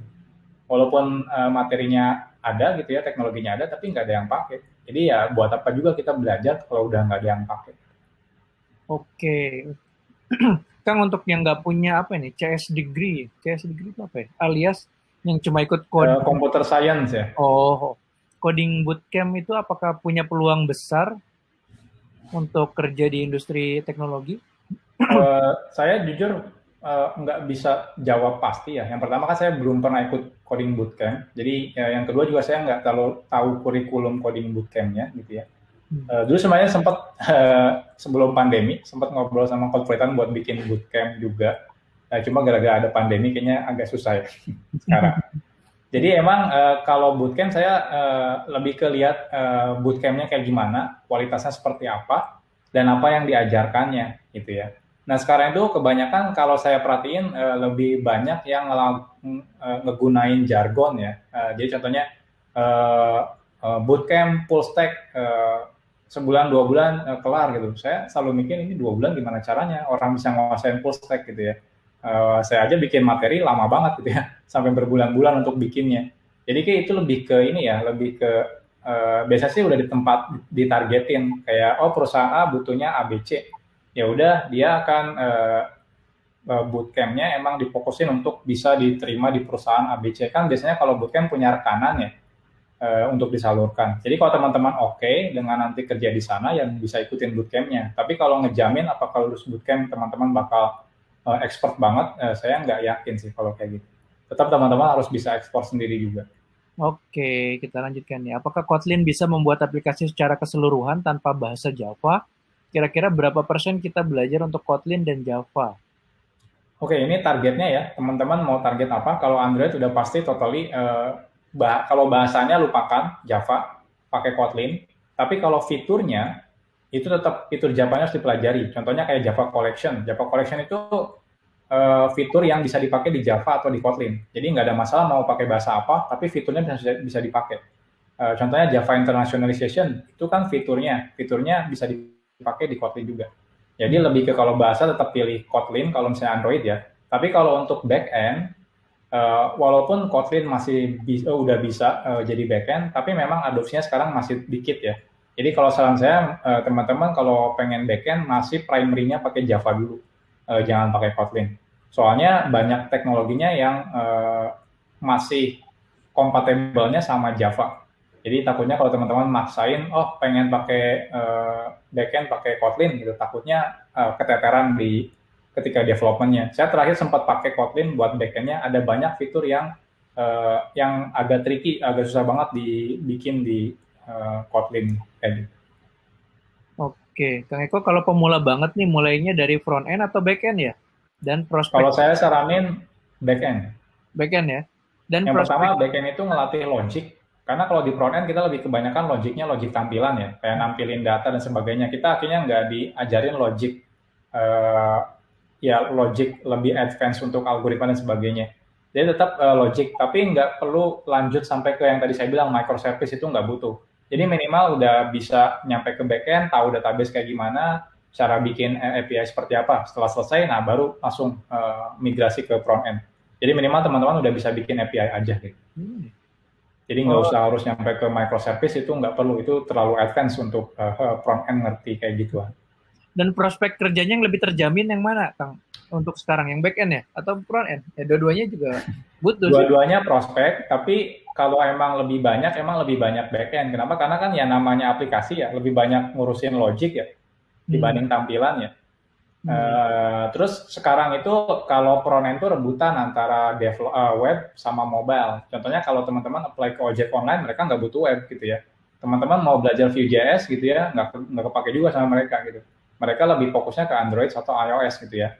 Jadi nggak dibutuhin juga. Jadi memang kalau front end itu rebutan antara web ya sama si mobile. Tapi kalau back end udah pasti mau bikin ojek online yang butuhnya cuma mobile, mau toko online yang butuhnya cuma web aja, itu tetap butuh orang back end-nya. Jadi kalau lebih peluang kerja banyak, memang lebih banyak back end.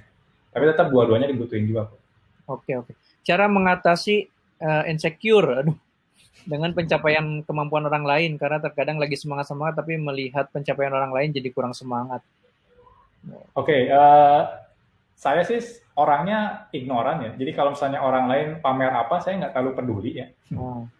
Jadi kalau teman-teman pikirnya kayak gini aja sih. Ada nggak orang yang mamerin kegagalannya? Nggak ada kan? Nggak mungkin ada yang kayak gitu ya. Pasti kan yang dipamerin adalah keberhasilannya. Jadi kalau teman-teman mikir dia pamerin gitu ya, yang wajar lah dia mamerin keberhasilannya. Kita nggak usah nggak usah, ya udah kalau ngucapin selamat oke, tapi maksudnya nggak usah peduli juga dengan bikin kita down. Uang target kita kan beda juga sama target dia gitu. Dan kita juga nggak tahu kegagalan apa yang udah pernah dia dapat, atau misalnya proses apa yang dia lakuin untuk ngelakuin itu. Jadi mendingan kita fokus ke proses kita aja sih. Oke. Mana nih? Kita sudah di 1 jam 30 menit. Ini teman-teman kalau mau semuanya jangan ada tambah lagi ya. Ini ya ada dikit lagi, gimana Kang? Boleh lah, nanggung nih. Boleh nanggung ya, oke. Sekarang banyak cloud hosting yang infokan aman dari hacker, malware, dan sebagainya. Apakah dengan itu sudah tercover, Kang?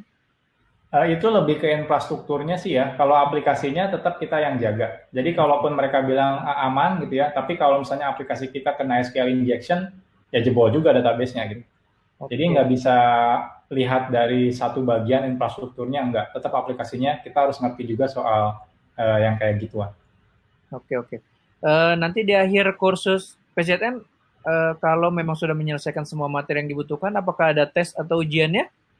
Itu sebenarnya saya pengen adain, jadi kayak habis setelah roadmap-nya selesai gitu ya, nanti saya mau bikin tiap chapternya ditambahin kayak ini ya, kayak apa ya, kuis gitu. Tapi Quiz. dari hasil materinya, jadi contohnya kayak di Java dasar setelah selesai saya ada kuis gitu, Hmm. pertanyaan, nanti minta dijawab. Nanti rencananya saya bukan kuis yang mirip kayak kuis-kuisan, tapi lebih ke soal interview, biar itu bisa jadi kisi-kisi buat teman-teman. Oke, oke. Jadi kayak di interview Golang itu seperti apa, nanti teman-teman silakan jawab. Nanti kalau misalnya interview Java itu seperti apa. Jadi ya tujuan saya sih emang kayak gitu. Pengen teman-teman biar bagus karirnya gitu. Kalau Bentuknya cuma pertanyaannya apa ujian gitu? kuliah ya buat apa juga. Pertanyaannya apa Kang? Esai atau pilihan ganda? Beberapa pilihan ganda biar gampang juga yang meriksanya. Yang Oke. esai itu lebih ke ini paling kayak coding test ya. Jadi saya Oh, nanti bikin unit test, teman-teman harus bisa bikin coding yang pas dari unit test itu. oh. Makanya kalau teman-teman lagi buka channel, bukan channel apa, Instagramnya Programmer Jamwana, saya lagi nyentilin teman-teman yang nggak pada bikin unit test tuh. Karena materinya sekarang lagi unit test ya Kang ya. Iya, lagi banyak unit test tuh. Oke. Izin tanya tentang tips dapat mentor dari profesional Pak. Terus sebagai mentor sebaiknya gimana Pak? Minta dari kantor ya? Yang pertama minta ke kantor yang paling senior buat jadi mentor kalian. Kalau misalnya tidak ada, misalnya di kita belum ada nih yang senior. Kalau teman-teman mau ngambil mentor dari luar gitu ya, yang pertama agak susah ya, karena kan tiap orang punya kesibukan. Mendingan teman-teman fokusnya kayak gini aja. Ketika ada kesulitan, teman-teman bertanya aja. Ya nggak usah expect dia bakal bisa langsung jawab. Contohnya yang banyak yang tanya ke Telegram saya itu banyak banget, tapi saya nggak bisa langsung jawab karena kayak lagi kerja dan sebagainya. Kadang-kadang saya jawab besoknya gitu. Ya bukan karena saya nggak bisa jawab ya, bukan karena saya nggak mau jawab ya, tapi maksudnya ya emang pada waktu itu saya lagi sibuk gitu.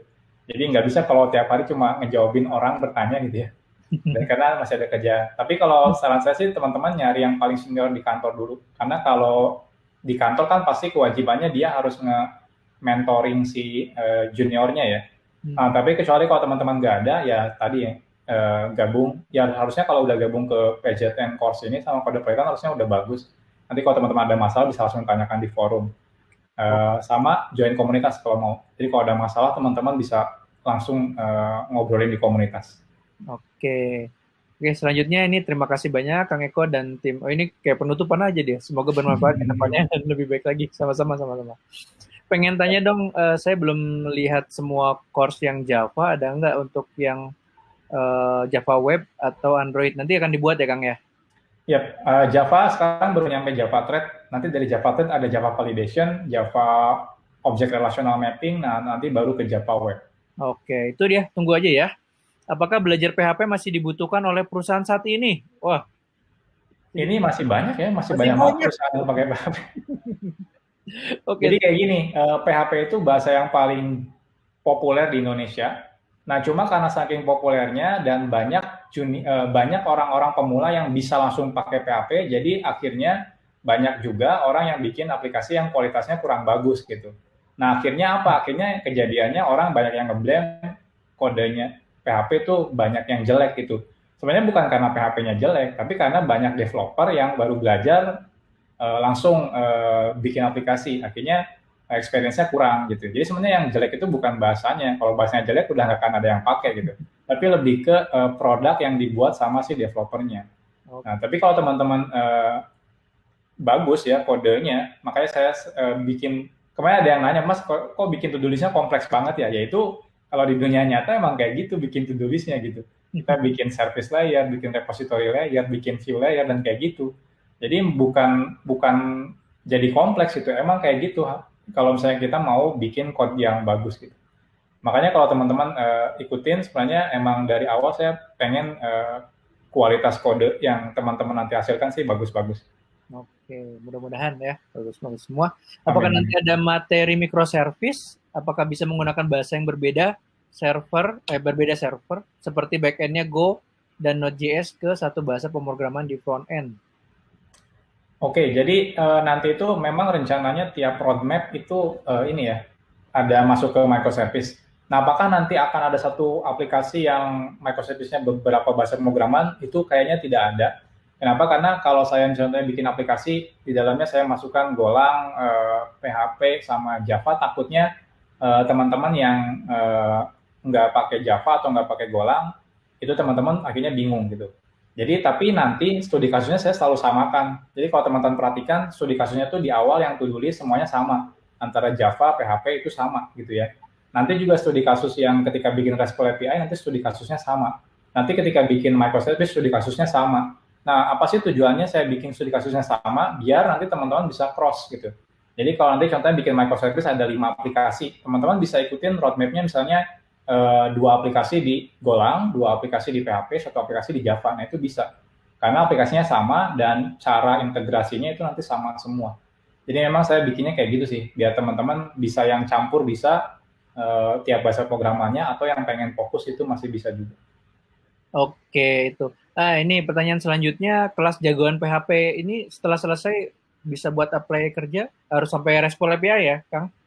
Ya, nanti perlu sampai API dulu, bikin API. Karena sekarang kalau cuma bikin aplikasi terminal yang kayak terakhir, ya nggak ada yang pakai juga gitu. Nggak ada yang pakai, oke. Jadi harus tetap sampai ke RESTful API. Apakah akan ada course TypeScript? Dulu tuh saya pengennya TypeScript, tapi ternyata masih banyak juga yang JavaScript-nya yang belum bagus ya. Kemarin terakhir saya diskusi sama salah satu komen di komen-komennya si programmer zaman now channel-nya. Jadi akhirnya saya pindah dulu ke JavaScript. Tapi nanti setelah selesai roadmap JavaScript, nanti rencananya yang Node.js-nya saya sebenarnya pengennya pakai TypeScript sih. Karena lebih bagus, banyak yang pakai untuk TypeScript. Oke. Yang terakhir nih ya, ini yang terakhir banget nih. Terima kasih teman-teman, sudah tidak bisa ditanya tambahan pertanyaan lagi. Bisa dijelaskan lagi nggak kenapa pemula harus mulai dari back end? Tadi kayaknya udah deh.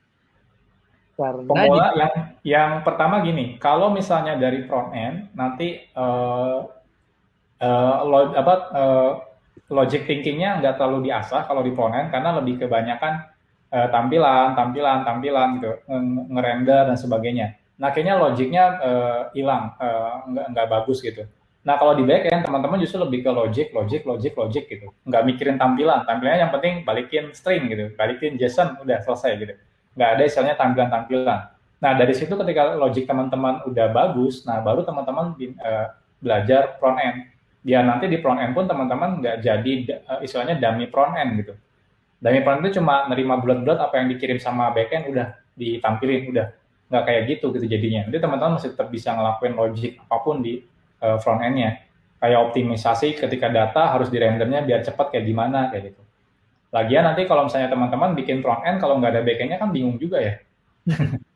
Apanya yang mau ditampilkan gitu. Ketika login, mau login kemana gitu kalau nggak ada back-end-nya. Jadi back-end-nya itu sebenarnya bukan lebih ke full roadmap sih. Nyampe microservice lah, nyampe cloud itu nggak nyampe situ. Minimal teman-teman bisa bikin API. API kayak bikin API, masukin ke database, sudah selesai. Dari situ kan teman-teman nanti ketika bikin front end, teman-teman masih bisa udah bisa bikin API-nya juga, walaupun mungkin API-nya nggak terlalu kompleks gitu, kayak gitu. Oke, seperti itu teman-teman semua. Ya, alhamdulillah semua pertanyaan sudah dijawab. Tadi ada yang nanya saya programmer atau bukan ya. Kita akan lanjut lagi nanti di mentoring kedua, bukan ke depan ya, Kang Eko ya. Siap, nanti kita rencananya dirutinin 2 minggu sekali. Baik, terima kasih semuanya. Selamat malam. Terima kasih Kang Eko ya.